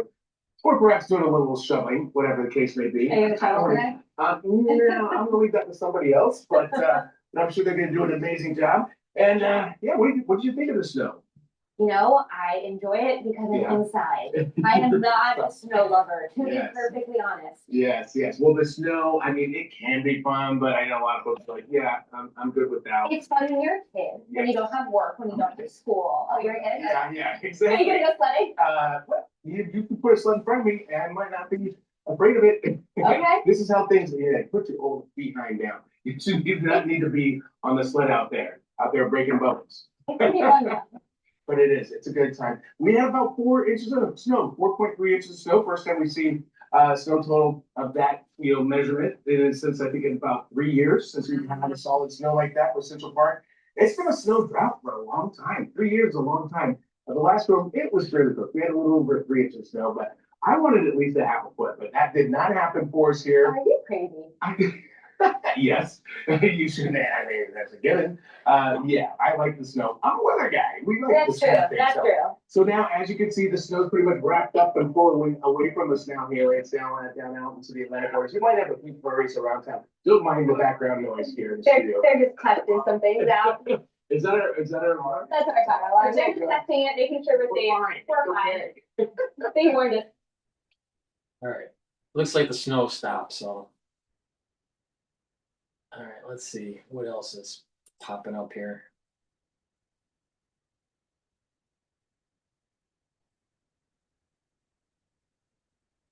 Let's listen into the never-ending debt cycle. Gen Z voices economic concerns.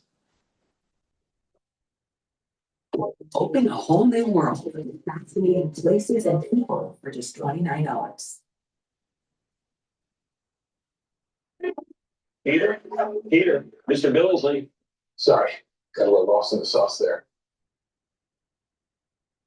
We've got like everybody in the whole cabinet working on trying to get housing to be more affordable. We're going to have a big plan to announce sometime soon in the new year. It's going to be really good news for the American people who feel like it's just not affordable to buy a home anymore. The Trump administration is preparing to take on housing affordability in the coming days. Gen Z looking to be a major focus as Fox News poll reveals over 40% of young people say they're falling behind financially. Here to discuss it is Gen Z political commentator and Turning Point USA contributor Morgan McMichael. Hi, Morgan. It's great to see you. Good morning. Good to see you. So I want to look at some of these numbers real quick for the median age of first-time home buyers. So back in 1981, it was 29 years old, first-time home buyer. And then 2025, now you go to 40 years old is the median age for a first-time home buyer. Why do you think that's happened? Why is it so hard for young people to buy homes now? Unfortunately, it is impossible for Gen Z to afford to buy houses. The unfortunate fact is that Gen Z men specifically, especially after the momentum from the 2024 election, want to move out of their parents' house. They want to buy a home. They want to start a family, but they're living in this never-ending debt cycle. We're living in a time where economy is the #1 issue, so I'm excited to see what the Trump administration has to say and do so that they can help continue to keep those promises made to the generation specifically. It really is like a time right now where Gen Zers left and right are struggling until they see the promises that are kept and actually affecting their wallets. They're going to be continuing to be stuck in this debt cycle and not being able to afford houses, which I know is the #1 issue right now. You know, we're going to hear from the Trump administration their plans for housing. Obviously, we're always a little bit concerned with, government involvement. We saw the government's role in the 2008 housing crash as well. But what do you want to hear from them? What would you like to hear? I would really like to hear the Trump administration speaking to Gen Z directly, especially as we head into the 2026 midterms. I think it's really easy for Gen Zers to be swayed and hear a different perspective, and they want that economic pressure lifted off of them. If they're able to offer tax credits, if they're able to offer some kind of assistance and stabilization when it comes to rent or even just loans and being able to have more affordable mortgages so that they can actually start to raise a family. This is all about restoring the American dream and really protecting the American family. That's what this country was founded off of, and that's what we need to focus on. Well, and to your point, I want to play this clip from Charlie Kirk on why housing, why owning a house and why owning a home is so important. Let's listen to this and we'll get you on the other side. How do we get more young people under the age of 35 to have equity in the system? Yes. Not the Democrat version of equity where they want to have redistribution, but actually, are they paying a mortgage? Do they own stuff? Or are they permanent renters? A permanent renting class in this country is the prerequisite, is the leading ingredient for radical politics that nobody wants to see. We need to reinvigorate the ownership economy. Morgan, respond to that, what you just heard. No, I agree. Charlie hit the nail on the head, and we are living in this never-ending rent and debt cycle, especially within the young generation. And this is why the work with Turning Point USA is so important, because we're actually talking about how these issues are affecting young people and offering solutions and, getting the voters to the ballot box, which I think is going to be super important heading into these midterms.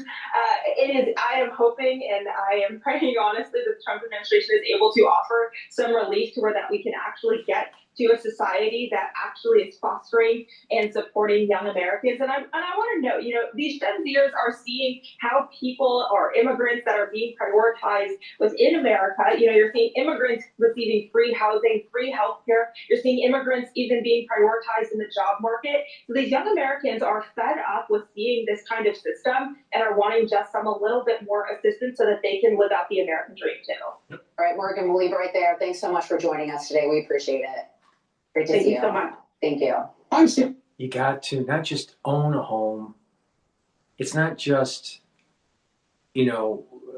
owning stocks, but it's also having the entrepreneurship of building a business. I don't care what it is. It doesn't have to be a Zuckerberg business, where you're a billionaire, but own a business. And you'll gain this feeling of accomplishment. All right. Now, some people, it takes some time to save up for that. And there's different levels of businesses. There's small business and the tech business and, service-oriented business, whatever. But the thing is being your own boss is really important. Please go to my store, the-studio-reykjavik.com, and get the Gladiator Barley. Gladiator Barley will help to build muscle, bring down inflammation, soak up free radicals, and detoxify your body. When you do this, you're going to be able to recover quicker after a workout. You're going to be able to build muscle. That's super important to slowing down the aging process, because part of the aging process is atrophying of your musculature. By having a better musculature, you're going to have better posture. You're going to have more bone density because you're doing resistance training. You get lots of benefits. You get better venous flow return when you have better musculature, especially in your legs. So get the Gladiator Barley. This will bring down inflammation, soak up free radicals, and detoxify your body. Also, that will help to improve your immune system, your endocrine system, help recover after a workout, help with joint health, bring down inflammation at the joint level, and help with your cardiovascular system. By bringing down inflammation and soaking up free radicals, you're reducing plaque formation. Plus, when you're working out, you're controlling your A1C levels, so you're controlling diabetes. And another thing that's really important is bringing down inflammation, soaking up free radicals at the brain level. Because when you do that, you're going to create a microenvironment that's healthier for your neurons, so you have better neural health. So go to my store and get the Gladiator Barley. This is a great way to slow down the aging process and to get fit and have more longevity and more vitality. Now, you can take it separately, but it's better if you take it together. Myotrol. Myotrol helps with the gene expression to build muscle. Gladiator Barley has the ingredients to build muscle, but also help to detoxify and bring down inflammation. Myotrol helps with the gene expression. And with better gene expression, you're going to be able to build muscle and maintain it. When you get older, you start to methylate certain genes, and your gene expression for building muscle reduces. All right? That's the reason why when you're younger, you can build muscle much quicker, because the gene expression, the epigenetics, is a different profile compared to when you're older. Well, to get back to that youthful gene expression, take the Myotrol. This is polyphenols, flavonoids, and lignans to help with the gene expression to build muscle. This will also help the health of the mitochondria, so you'll have the ATP to maintain and build that muscle. It stacks really well with Gladiator Barley. Gene expression. This has the building blocks to build the muscle, but also to bring down inflammation, soak up free radicals, and detoxify your body. So this is a powerful stack, but you can take them separately if you want. Just the Gladiator Barley or just the Myotrol, but stacking it, again, you get a synergistic benefit. This is perfect if you're 40 years of age or older. But if you're an athlete, younger or older, you will benefit from this stack because you can build strength for your sport. You can take this as a pre-workout fuel source or a post-workout recovery. So please go to my store, get the Myotrol, get the Gladiator Barley. It's very powerful. It'll slow down the aging process. Use discount 5, you get $5 off any order. If you spend $100 or more, you get a free gift until supplies last. All right, let's listen into Russia drones, missiles pound Ukraine ahead of Zelensky-Trump meeting. I believe Trump is meeting with Zelensky at 3 o'clock today.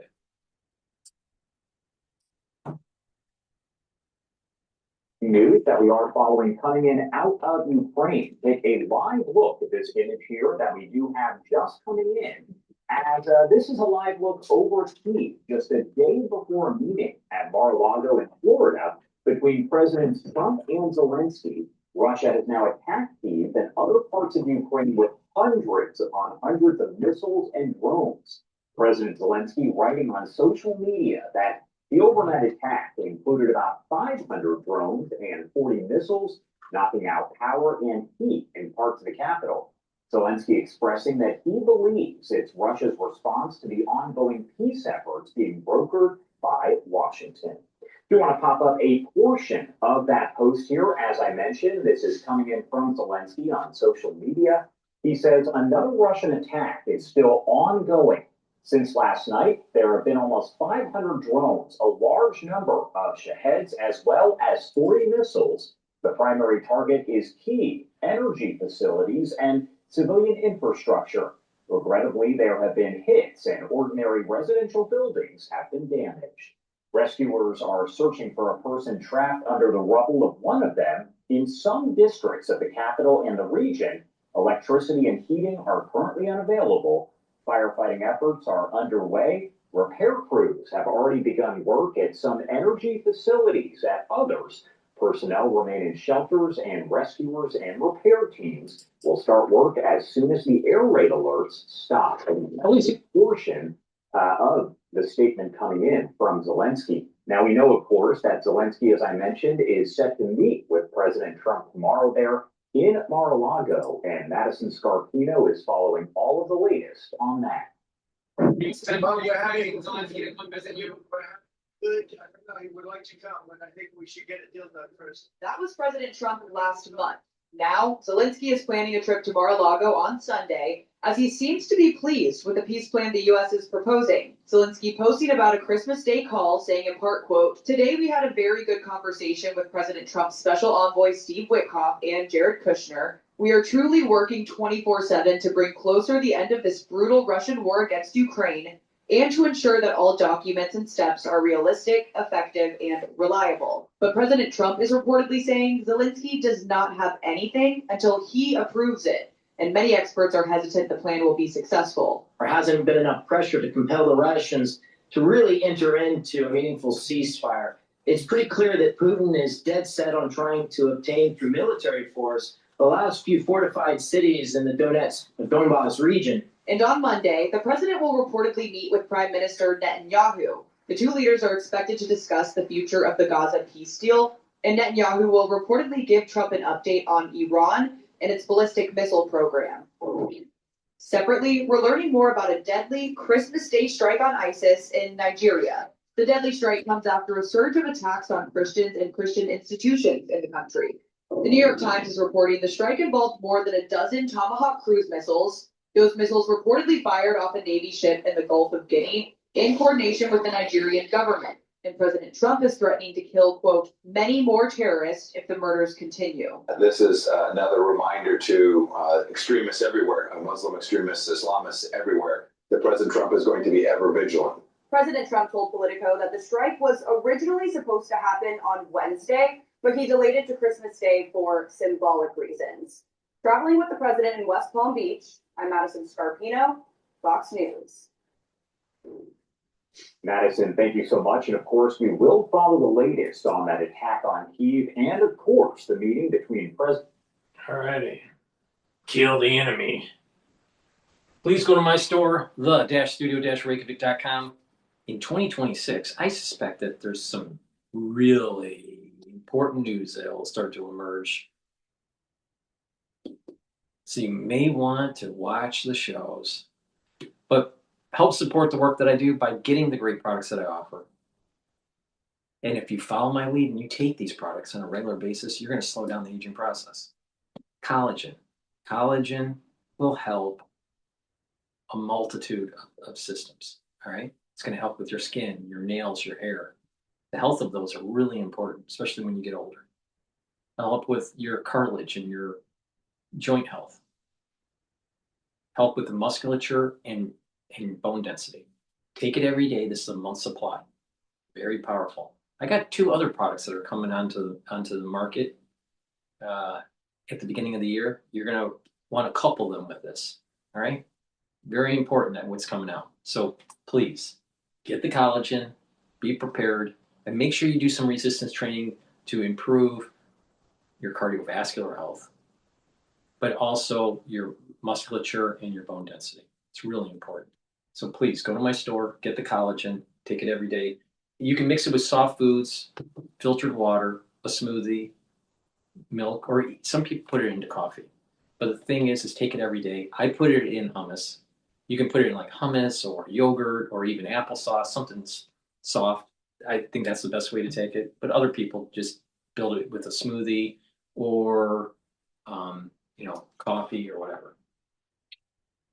Good Night Formula. Good Night Formula will help you to get into 3 to 5 cycles of REM sleep and deep sleep so you are well rested, you're detoxifying your central nervous system, and you are consolidating memory. This has tryptophan, melatonin, and GABA, and passion flower. Take it every night. Get the good night's sleep that you need. And when you do that, you're slowing down the aging process. Good sleep actually helps to heal your body and improve your brain function.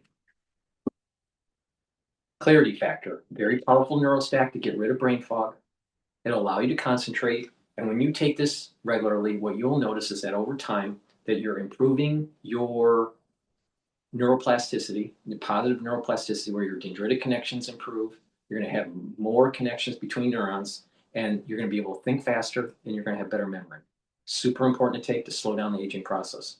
So please go to my store, get the Clarity Factor. Good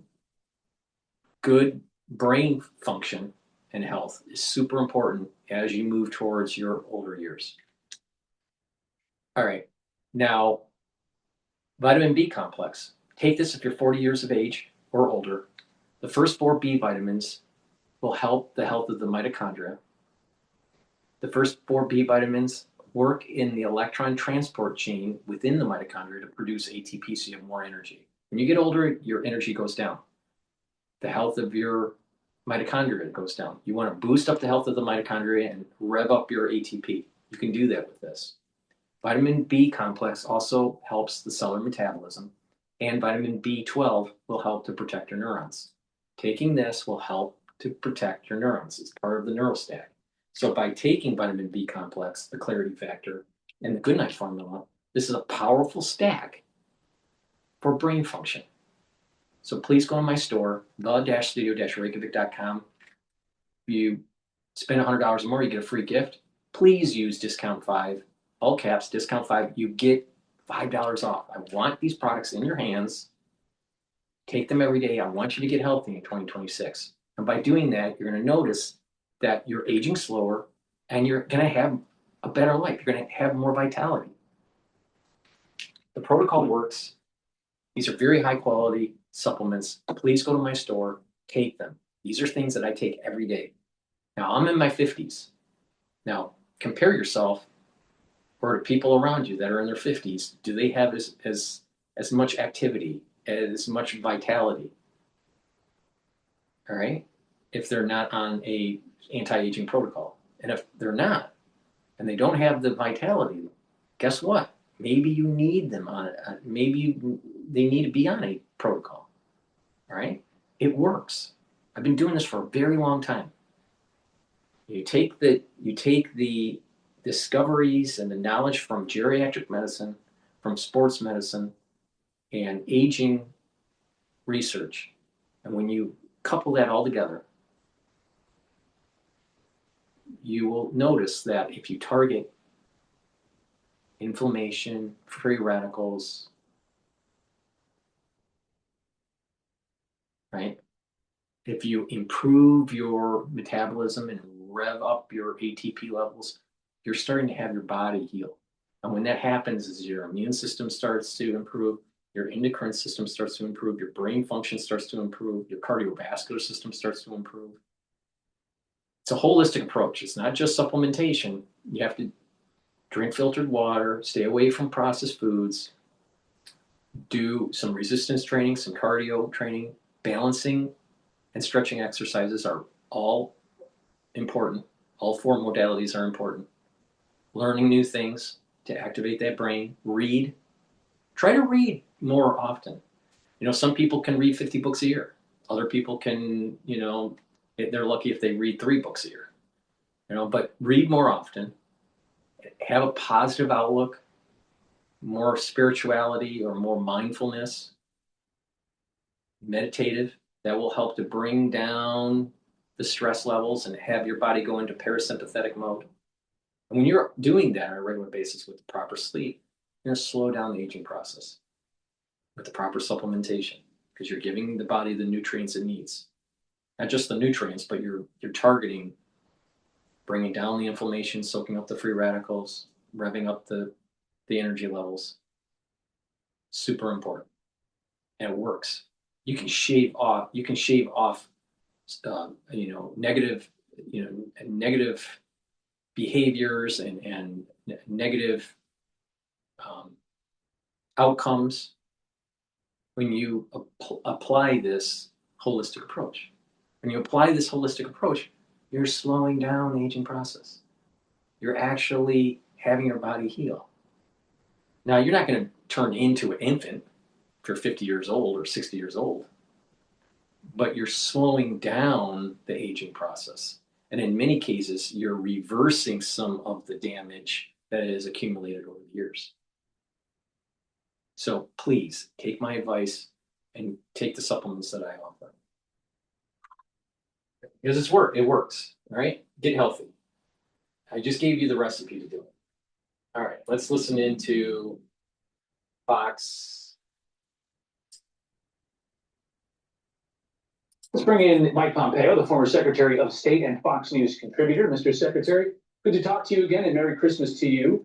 I want to get your sense of characterizing these attacks. Is this a way to remind ISIS and the world that our eyes are still on the ball here when it comes to the threat from ISIS? Rich, great to be with you as well. Yes, I think that's definitely the case. Recall, President Trump's been very consistent about attacking ISIS, from the fact that we took them off the map in Syria back in the first Trump administration when they were controlling real estate the size of Delaware. This is another reminder to extremists everywhere, Muslim extremists, Islamists everywhere, that President Trump is going to be ever vigilant, whether it was the strikes in Syria just a few weeks ago, whether it's the work that we're going to do alongside the Australian government to push back on what happened in Bondi Beach, or now the attacks on Christians in Nigeria, where in the north next to Niger, Muslim extremists have been attacking Christians for years, and President Trump is saying enough.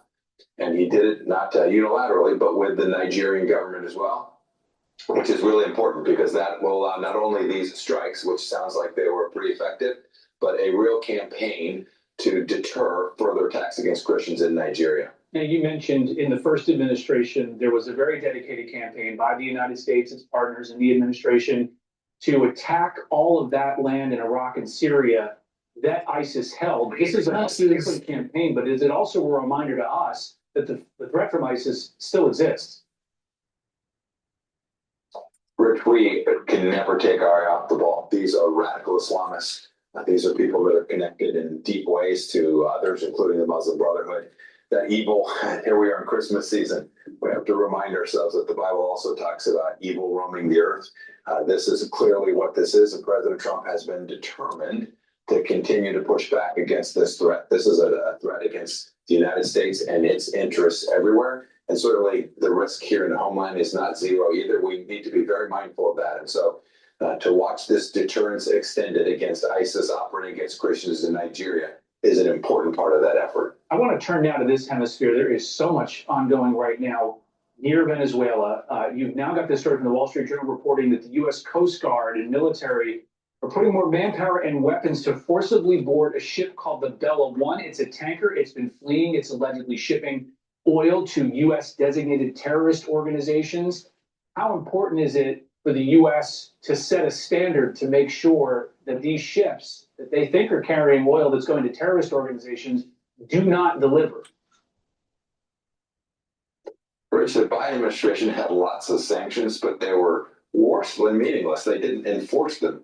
What you're seeing President Trump do is actually go after to uphold the law and enforce these sanctions against folks delivering crude oil and other products to terrorist organizations, and frankly, bringing narcotics into the United States as well. And so I read the story about the Bella One. There'll be more, and importantly, Rich, there will be lots of ship captains and boat owners who decide, it's just not worth playing this game anymore.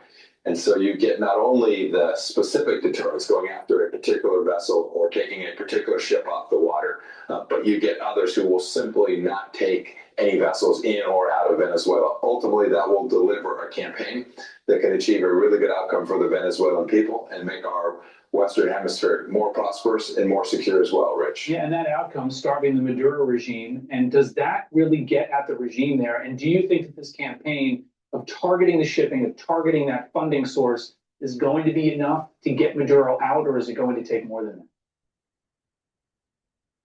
No, I think this can be enough. The Maduro regime relies on the Cubans. We shouldn't forget Cuba's economy will become more fragile as well. Perhaps we can have some hope for the Cuban people to get a shot as well. No, I think this campaign, when rigorously enforced, and the forces that President Trump has brought to the region are sufficient to do that, I think you can use that economic might and the threat of potential strikes, closing down Venezuelan airspace. Those kinds of things will give every young army officer in the Venezuelan military, every general a chance to say, hey, I want out. And ultimately, that's how you get the Cubans, the Russians, the Chinese, the Iranians, all the folks that are helping Maduro to say, President Trump has brought too much to bear, we're out, and Maduro is sent packing on his way to somewhere wonderful and lovely for him and his family. All right, former Secretary of State Mike Pompeo, Fox News contributor, thanks very much for joining us. Hey everyone, I'm Emily Campagno. Catch me and my co-host Harris Faulkner at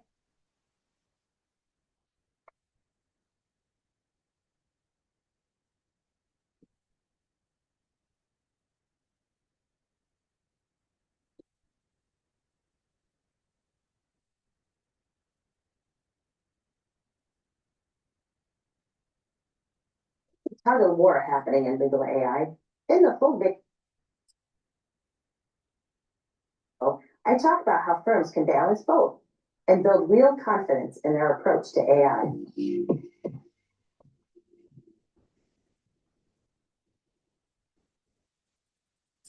Okay. This is this is DW's take on the United States hitting Nigeria. I want to get an international perspective, so please bear with me here. Please go to my store, get the turmeric. Turmeric will soak up free radicals and bring down inflammation. That's really important to help with your immune system and your cardiovascular system, because when you bring down inflammation, you're reducing plaque formation, all right, for the cardiovascular system. And bringing down inflammation will help to boost up your immune system. Chronic inflammation actually suppresses your immune system. You want to bring down that chronic inflammation.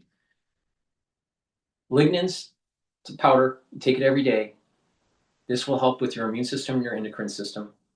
It will soak up free radicals and bring down inflammation, helping your immune system and your cardiovascular system. And bringing down inflammation at the cerebral level is going to help to maintain the health of your neurons. Take lignans and turmeric together is a powerful stack to boost up that immune system, especially during the winter season. But if you do this on a regular basis, you're going to slow down the aging process and help with your cardiovascular health, boost up that immune system. It's one of the pillars of my protocol. Now, some people would say, what are the pillars? It's really simple. The foundation, multivitamin with the probiotic.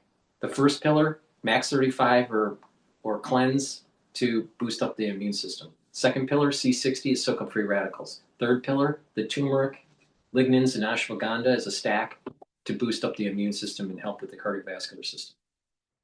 And the fourth pillar, boomer boost. Rev up the metabolism and increase your energy levels. When you do that, you'll notice that we're targeting all the major components so you slow down the aging process. Please go to my store, the-studio-reykjavik.com. Use discount 5, you get $5 off any order. If you spend $100 or more, you get a free gift until supplies last. All right, let's listen to DW. Launched several strikes against Islamic State militants in Nigeria. In a post on Truth Social, President Donald Trump said he had ordered the deadly attacks against the armed groups after accusing them of persecuting Christians. Nigeria's government says Islamist insurgents target both Christians and Muslims in the country. The U.S. Defense Department offered this image of one of its missile launches aimed, it says, at terrorists with the so-called Islamic State. This unverified video purports to show one of the target locations in the region where a small but growing segment of militants called Lakurawa is partly based. It's in the far northwest of Nigeria, Sokoto State, just across the border from Niger. The U.S. had reportedly been conducting near-daily surveillance flights over the region. U.S. President Trump announced the strikes on his social media feed, saying the U.S. hit terrorists who had viciously killed primarily innocent Christians. Nigeria's foreign ministry confirmed the strikes, adding it was cooperating with the U.S. Reaction on the streets, mixed. My fear now is that there's going to be a very big revenge for this terrorism because of what has happened. For me, it's a welcome development. I mean, for quite some time now, we've had attacks, civilians, attacks on property, kidnappings all over the country, and the government doesn't seem to have the capacity to deal with it. I'm not in support of what America has done. because it will hurt our country, Nigeria. And I support Donald Trump so that you come to Nigeria and help us. Last month, Trump foreshadowed the strikes on Nigerian terror targets with the aim of saving Christians. If we attack, it will be fast, vicious, and sweet, just like the terrorist thugs attack our cherished Christians. An array of jihadist groups have waged an insurgency in Nigeria's north since 2009. Analysts point out the victims are mostly Muslim. The government said it welcomed the Christmas Day support, though, and civilians in favor see a benefit for all from short-term U.S. intervention. Well, more on this now. We're joined by Juma Ayandele from New York University's Center for Global Affairs. She joins us from New York. Juma, President Trump is stressing that the military action is meant to protect Nigerian Christians, but Nigerian authorities have stressed time and again that the deadly violence is affecting both Christian and Muslim communities. What do you make of Trump's explanation for U.S. military intervention in Nigeria? Yes, thank you again for having me on your segment. For the most part, what the Nigerian government is signaling here is very important. Washington's role, especially on the ground, is being framed as the counterterrorism support, not necessarily unilateral intervention. So with the statements that Minister Yusuf Tuga said today, this was a joint operation with Nigeria providing intelligence and the U.S. offering precision air support. And that distinction is very, very important, and it matters because it speaks directly to what is at stake with Nigeria's sovereignty. As you have said, the narrative of this is a religious war is overly simplistic and frankly might be misleading. And this also risks simplifying what is going on and the counterterrorism support that Washington can possibly provide the Nigerian government. Okay, well, if we were to dismiss the religious conflict argument, that narrative you mentioned, why would the U.S. be intervening in Nigeria? Nigeria remains a very strategic partner in West Africa. It is a hegemon. It is also surrounded by Sahelian states that are being affected by jihadist groups such as ISIS, as well as Al-Qaeda affiliated groups. And if you do have the support of Nigeria, you have mostly the support of 54 African countries. So it is an important partner when we think about US trade, when we think about the role that it plays regionally, when we think about the role it plays internationally. And if this partnership is successful, then it has regional interventions and implications for not just West Africa, but counterterrorism in Africa as a whole. Now, Nigeria's foreign minister has signaled that there might be more strikes to come. Do you expect the U.S. to continue its intervention against terrorist networks in Nigeria? Yes, I think it's going to depend on how Washington assesses the evolving threat environment. And I would also say whether Nigeria requests continued support from the U.S. With both statements from both countries, this has not been described as a one-off intervention campaign, but it's not also being framed by both administrations as being open-ended. So I believe what we are likely to see is selective intelligence-driven cooperation between both countries, not necessarily U.S. kinetic engagement. So Nigeria, from what I've heard and from the people that I have spoken to, wants flexibility, especially when it comes to high-end capabilities when necessary, but they also want to maintain their operational control. So any future strikes would follow this model that we have seen as of yesterday. So, Jim, do you think this kind of international intervention then will improve the security situation in Nigeria moving forward? That's a challenging one because we do know that international intervention can be tactically effective, especially in the short term. So when we see precision attacks that happened last night, we can see how we can disrupt leadership of ISIS-affiliated groups or Al-Qaeda-affiliated groups, can degrade their capabilities and can even buy the military time. But for the most part, with what we have seen with counterterrorism efforts, we know that these are not solutions on their own. When we think about long-term security in Nigeria, it's going to depend on local governance, state presence, economic opportunities, and really rebuilding that trust between civilians and security forces. Without any of this, I do believe that the military gains might be in vain and won't hold, and external partners like the US can support, but ultimately stability has to be built within from Nigeria. Juma, thank you very much for your insights there. That was Juma Ayandele from New York University, an Africa security policy analyst. Asked Awal Musa Rafsanjani, head of the Civil Society Legislative Advocacy Center in Abuja, what he makes of the U.S. carrying out strikes inside Nigeria.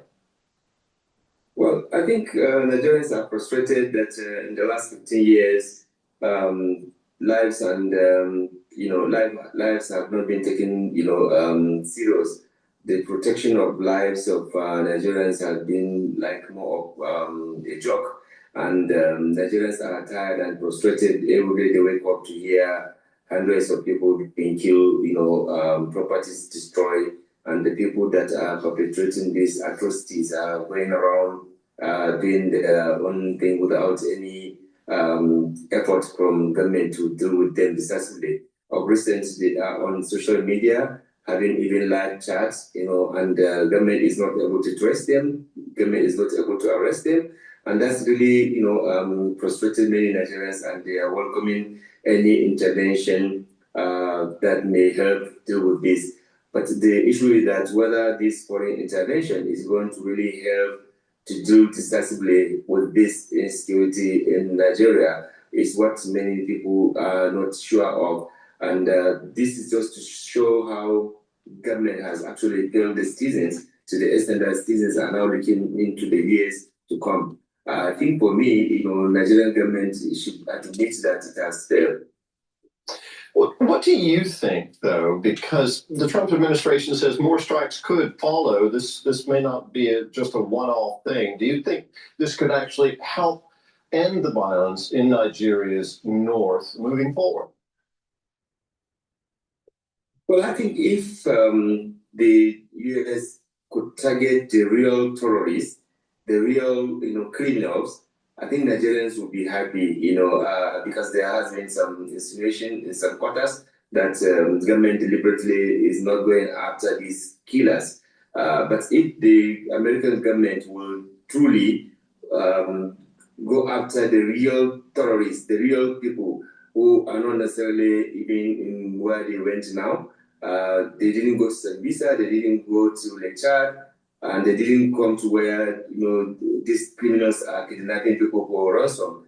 If they had targeted those places on the first attack, I think Nigerians would have held this action. But so far, we did not see that evidence. So there's potential there for helping, perhaps. But I wanted to ask you about the religious context that the U.S. president is putting this in. Donald Trump says that the terror cells that were targeted in these strikes have been responsible for killing primarily innocent Christians, as he put it. Is that the root cause for the ongoing unrest in the regions, religious tensions? I believe that even Donald Trump knows that that is not real. That's not the real issue, because several American officials, they have came to Nigeria, in the last 10 years to, look at religious freedom and to see whether there's any persecution of, religious identity. I don't think they have found anything like what Trump is talking about now. But I think maybe perhaps Trump wanted to have an entry point to do what he's doing now. It's very dangerous to frame this intervention only on the basis of religious intervention, particularly towards the Christians, because in Nigeria, terrorists bomb markets, they bomb schools, they bomb everywhere where you have mixture of both Muslim and Christians there. So how do you now insist that it is only one particular religious identity that is the victim and that you are held? It's not about humanity, it's about only saving a particular identity. And that was Musa Rafsanjani, Executive Director of Civil Society Legislative Advocacy Center in Abuja, talking to us a little earlier. For more, I'm joined by DW Lagos Bureau Chief Amaka Okoye. Amaka, President Trump has described this military action as an effort to protect Nigerian Christians. How are Nigerians reacting to this American claim? Yes, I think the idea that AI is only for big law misses the point. In the full video, I talk about how smaller firms and in-house teams can make AI work for them.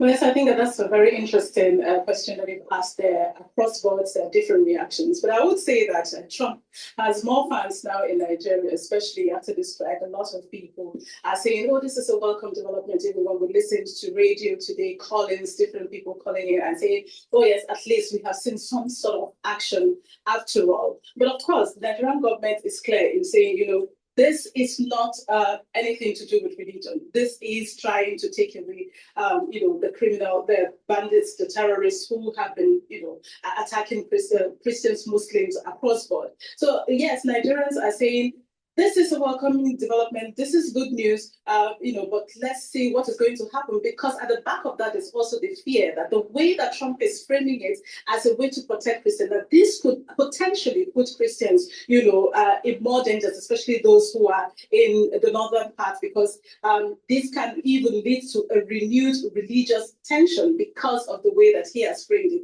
And I think that's why it's important, for the Nigerian government, as they have continued to say, that this is not an action against any group, religious group at all. This is the sole aim, the primary reason for this is to take away terrorists, Minister.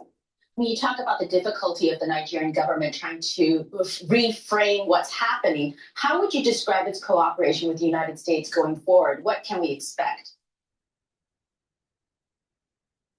I mean, this is also what the foreign minister was talking about today, that there's a lot of collaboration already going on between America and Nigerian governments. I mean, there's a trust deficit already amongst Nigerians against the government. And so a lot of people were saying, by the way, why was it not the Nigerian government that announced it first? It came first from the American government. So this is solely an American government intervention. But the government, the Nigerian government, through the foreign minister, have reiterated that this is a collaboration, that just before the attack happened, he had spoken with America for 19 minutes, and after that, and gotten the go-ahead from President Bola Ahmed Tinubu to say, this strike can happen. And before that happened, what we are expecting to see would be more collaboration. Maybe not just only from America, because the foreign minister did say that, Nigeria is now open to support from international communities, so long as it doesn't undermine its sovereignty and its territorial integrity. So it could be France, it could be, Israel. We had Benjamin Netanyahu of Israel also talking about the strike. So potentially there's going to be more collaborations as far as taking away terrorists from Nigeria is concerned, Melissa. Very quickly, what could the consequences of a military action like this be if terrorists are able to regroup? Yeah, so it could go two ways. The first is that maybe if, with this joint action, military joint action, if Nigeria continues this sustained attacks, then there's possibility that these terrorists will be wiped out, or there will be significant reduction of their activities and disruption of their activities, across board. But the second part is also that they could potentially become very, very emboldened, fueled by their ideology, and we could see more deadlier attacks. That's what, a lot of analysts are also, alluding to. The former would be what Nigeria will be looking into, and that will be the aim, to be able to read out terrorists at the end of the day, Melissa. Amaka Okoye in Lagos, thank you so much for your insights. Great. I'm going to play a clip about Taiwan preparing for a war against China. But before we do that, please go to my store, the-studio-reykjavik.com, and get the Boomer Boost. Like I said, this is the fourth pillar. What it will do is target several different systems. It'll help with brain function, help with musculature, rev up your metabolism, increase your energy levels. Super important. And when you take this regularly, you'll also notice that you're helping to control your A1C levels. You're going to be able to slow down the aging process, boost up your immune system, help with your endocrine system. You'll feel the effects of this within 72 hours. This is a month's supply. You take it every day. It has 68 nutrients. It's a very comprehensive compound profile. Take it every day. And you'll notice that within 72 hours, you'll have a steady burn of energy throughout the whole day, no spiking. You'll sleep better. You'll get rid of that brain fog. You'll be able to consolidate memory. be well rested. You'll be detoxifying your central nervous system with proper sleep. You'll be able to concentrate better. You take this regularly, and you'll notice that you're slowing down the aging process. And you get these compound effects by taking it every day. But you will feel the effects, the start of the effects, and that steady burn of energy and more vitality within 72 hours. Super important, and it works even better when you couple it with the multivitamin I have, the probiotic, Max 35 or Cleanse, C60, the turmeric, ashwagandha, and the lignans as a overall core protocol. You can add stuff to that. This is really important. You can also stack this with gladiator barley or heirloom barley. You'll get further benefits of strength, detoxifying your body, bringing down inflammation, soaking up free radicals, helping to control your A1C levels. So please go to my store and get the Boomer Boost. Take it every day. This is super important to take. Now, I also have C60. You can get it in extra virgin olive oil, avocado oil, and also in MCT coconut oil. C60, which is a carbon molecule, 60 carbons together in one molecule. It has to be suspended in an oil for proper absorption. Take it preferably on an empty stomach in the morning. Take a teaspoon a day every day. And when you do this, you're soaking up free radicals and you're helping many different systems of your body. You're helping your skin, because by soaking up free radicals at the basal layer will improve your skin. By soaking up free radicals at the vascular level, you're reducing plaque formation. By soaking up free radicals, you're improving your immune system and your endocrine system. At the neuron level, you're improving your mitochondria so your neurons will have more ATP and have the ability to create more neurotransmitters, so you have better neuroplasticity, so you'll be able to think faster and have better memory. Super important. And your other cells and your other organ systems will perform better because those cells and tissues will have less stress. You're soaking up those free radicals and improving the health of the mitochondria so you'll have more energy. And when your cells are performing better and the tissues are performing better, your organ systems perform better. Take a teaspoon a day every day. You can get it in a 2 ounce, a 4 ounce, or an 8 ounce configuration. It is cheaper per ounce if you get the higher ounce configurations. But take it every day, teaspoon a day, and it'll slow down the aging process. You will feel the effects of this within 2 months. If you do this for 1 year, you do it before and after. After 1 year of taking C60, you will notice that you look younger. Please go to my store, get the C60, improve your endocrine system and your immune system, your cardiovascular system, and brain function. Go to my store, use discount 5, all caps, discount 5, you get $5 off any order. Spend $100 or more, you get a free gift until supplies last. So please go to my store and get the C60. All right, let's listen into how Taiwan should prepare for war with China.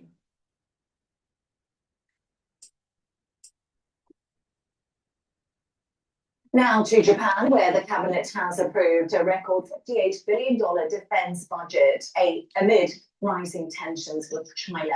The plan focuses on coastal defenses, strike-back missiles, and unmanned drones, which is part of Tokyo's push to strengthen its military role.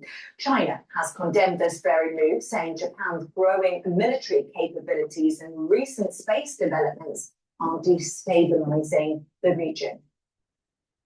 For more on this, I'm joined by Asia political analyst Ross Darrell Feingold. Ross, a pleasure to have you on the show. So why do you think Japan has approved its largest ever defense budget at this particular time? A number of factors led to this proposal. One, frankly, is pressure from the Trump administration. The first Trump administration put tremendous pressure on Japan, as well as other security partners in Asia, like South Korea and the Philippines, to significantly spend more on their own defense. That doesn't mean that the Trump administration is walking away from its treaty obligations, although there's always lots of criticism and speculation in that regard. But the Trump administration has made very clear, we have a treaty obligation, but we expect you to do your part. The other factors are also quite straightforward, which is both China and North Korea present an ever-increasing risk to the security of Japan. And it's understandable, despite the rhetoric that comes out of China or North Korea, it's understandable that Japan is going to respond to that by spending more on their own defense. And it's really interesting because, like you say, there's many reasons for why this has happened. But how likely is China to respond aggressively to Japan's growing military capabilities and also the space initiatives? Well, one of the challenges here is, first we have to understand we're in an arms race here in the Asia-Pacific region, whether that's Northeast Asia as well as Southeast Asia and also South Asia between India and Pakistan. So the entire region is now in an arms race. But one of the interesting things about this, and it goes to your question, is these countries are going to continue doing what they're doing. So whatever criticism Japan makes verbally about the threat that they perceive from North Korea or China, that doesn't change what those countries do. And similarly, Japan spending more on its defense, or South Korea or Taiwan or the Philippines, that doesn't change what China does. China's going to continue to spend more on its own defense and investing in its capabilities as well. And that leads us to the situation where we are in an arms race in this part of the world. So unfortunately, in many ways, the parties, the countries are talking past each other. They're going to continue to invest more in their defense, and the potential for an armed conflict does increase. And the US has approved a massive arms sale to Taipei of more than $10 billion. I find it interesting, and I want to ask you, why is America backing Japan militarily when it doesn't recognize Taiwan diplomatically? Yeah, there are a number of complex issues that come into play with that as well. The U.S. does have a treaty obligation to defend Japan. That is abundantly clear. And again, despite the criticisms of President Trump about his willingness to fulfill those obligations, whether it's NATO or whether it's Japan and South Korea and the Philippines, he will. I think we have to assume that he understands what the U.S. obligations are. At the same time, the U.S. expects a partner like Japan to do its part and to spend more on its national defense. So President Trump's team is basically saying to Japan that we will do our part, but we expect you to do your part as well. And we think that for a very long period of time, you've underfunded your defense. And Japan is responding to that. Not just the current prime minister, she's only been in the job for 2 months, but her predecessors as well, going back to Abe Shinzo and his successors, leading up to the new prime minister, Takaichi. The recent Japan prime ministers have all sought to increase defense spending. Now, with regard to Taiwan, unlike Japan, South Korea, and the Philippines, the U.S. does not have a treaty obligation to defend Taiwan. But there is a domestic law in the United States, it's called the Taiwan Relations Act, which requires the United States to make available defensive weapons to Taiwan. And the United States has consistently done that for many decades. And this is basically more of the same. The scope might be larger, the scale might be bigger, but the United States is basically said to Taiwan, similar to what it says to Japan, South Korea, the Philippines, you have to do your part to defend yourself. And the Taiwan government is responding to that by saying, if you'll make weapons available to us, we will buy them. And I think the big question, Ross, that lots of people are thinking of, and I know it's quite a basic question, but are we going to see Chinese military intervention in Taiwan right now? Can we expect a conflict on the horizon? You know, this is frankly very scary, especially speaking as somebody who lives in Taiwan. But what I frequently tell my Taiwan friends is you have to assume that there will be armed conflict because the Chinese government has not given up that possibility. They've made that very clear. They've said we hope for peaceful unification, but there are certain circumstances under which the Chinese side has said they will use military force. So the right thing for the Taiwan side to do is to prepare accordingly. It's not to assume, some people say, oh, China's a paper tiger. There'll be people who say that, well, China's economy is not growing as fast as it did 10, 15, 20 years ago, which is true. Or there's some people who say that China has corruption problems. That's true. There's some people who say that the generals at the top leadership of the People Liberation's Army have been repeatedly changed in recent years, including the defense minister, which is true as well. But that doesn't change the fact that China has invested enormous amounts of money in its military capabilities. Their capabilities continue to improve. As time goes by, they continue to improve their technology, the ability to conduct joint combat operations across the different theaters and across air and sea and land and the rocket force and cyber. So anyone here in Taiwan who doesn't treat that threat seriously is being a fool. And thus Taiwan really needs to prepare accordingly. And President Lai here in Taiwan is responding to that by proposing significant increases in defense spending. Ross Darrell Feingold, absolutely fascinating to have you on the show. As always, thank you for your time. The PLA, the CCP, their white papers have already telegraphed that they want to control Taiwan by 2027. Our military, our Navy, has already decided to have war plans ready for that. So this is very real that this could happen under Trump's administration. Now, I've been saying, now think about it, this is in 2027. I've been saying from September 11th of 2026 to the first or second week of October of 2027 will be a curse on this world, on the earth. Everybody is going to be cursed. All right? Now that might be economically, it could be a war, world war, and or something that deal with our health. Probably from the aftershock of 2020. Something big is emerging. We'll see.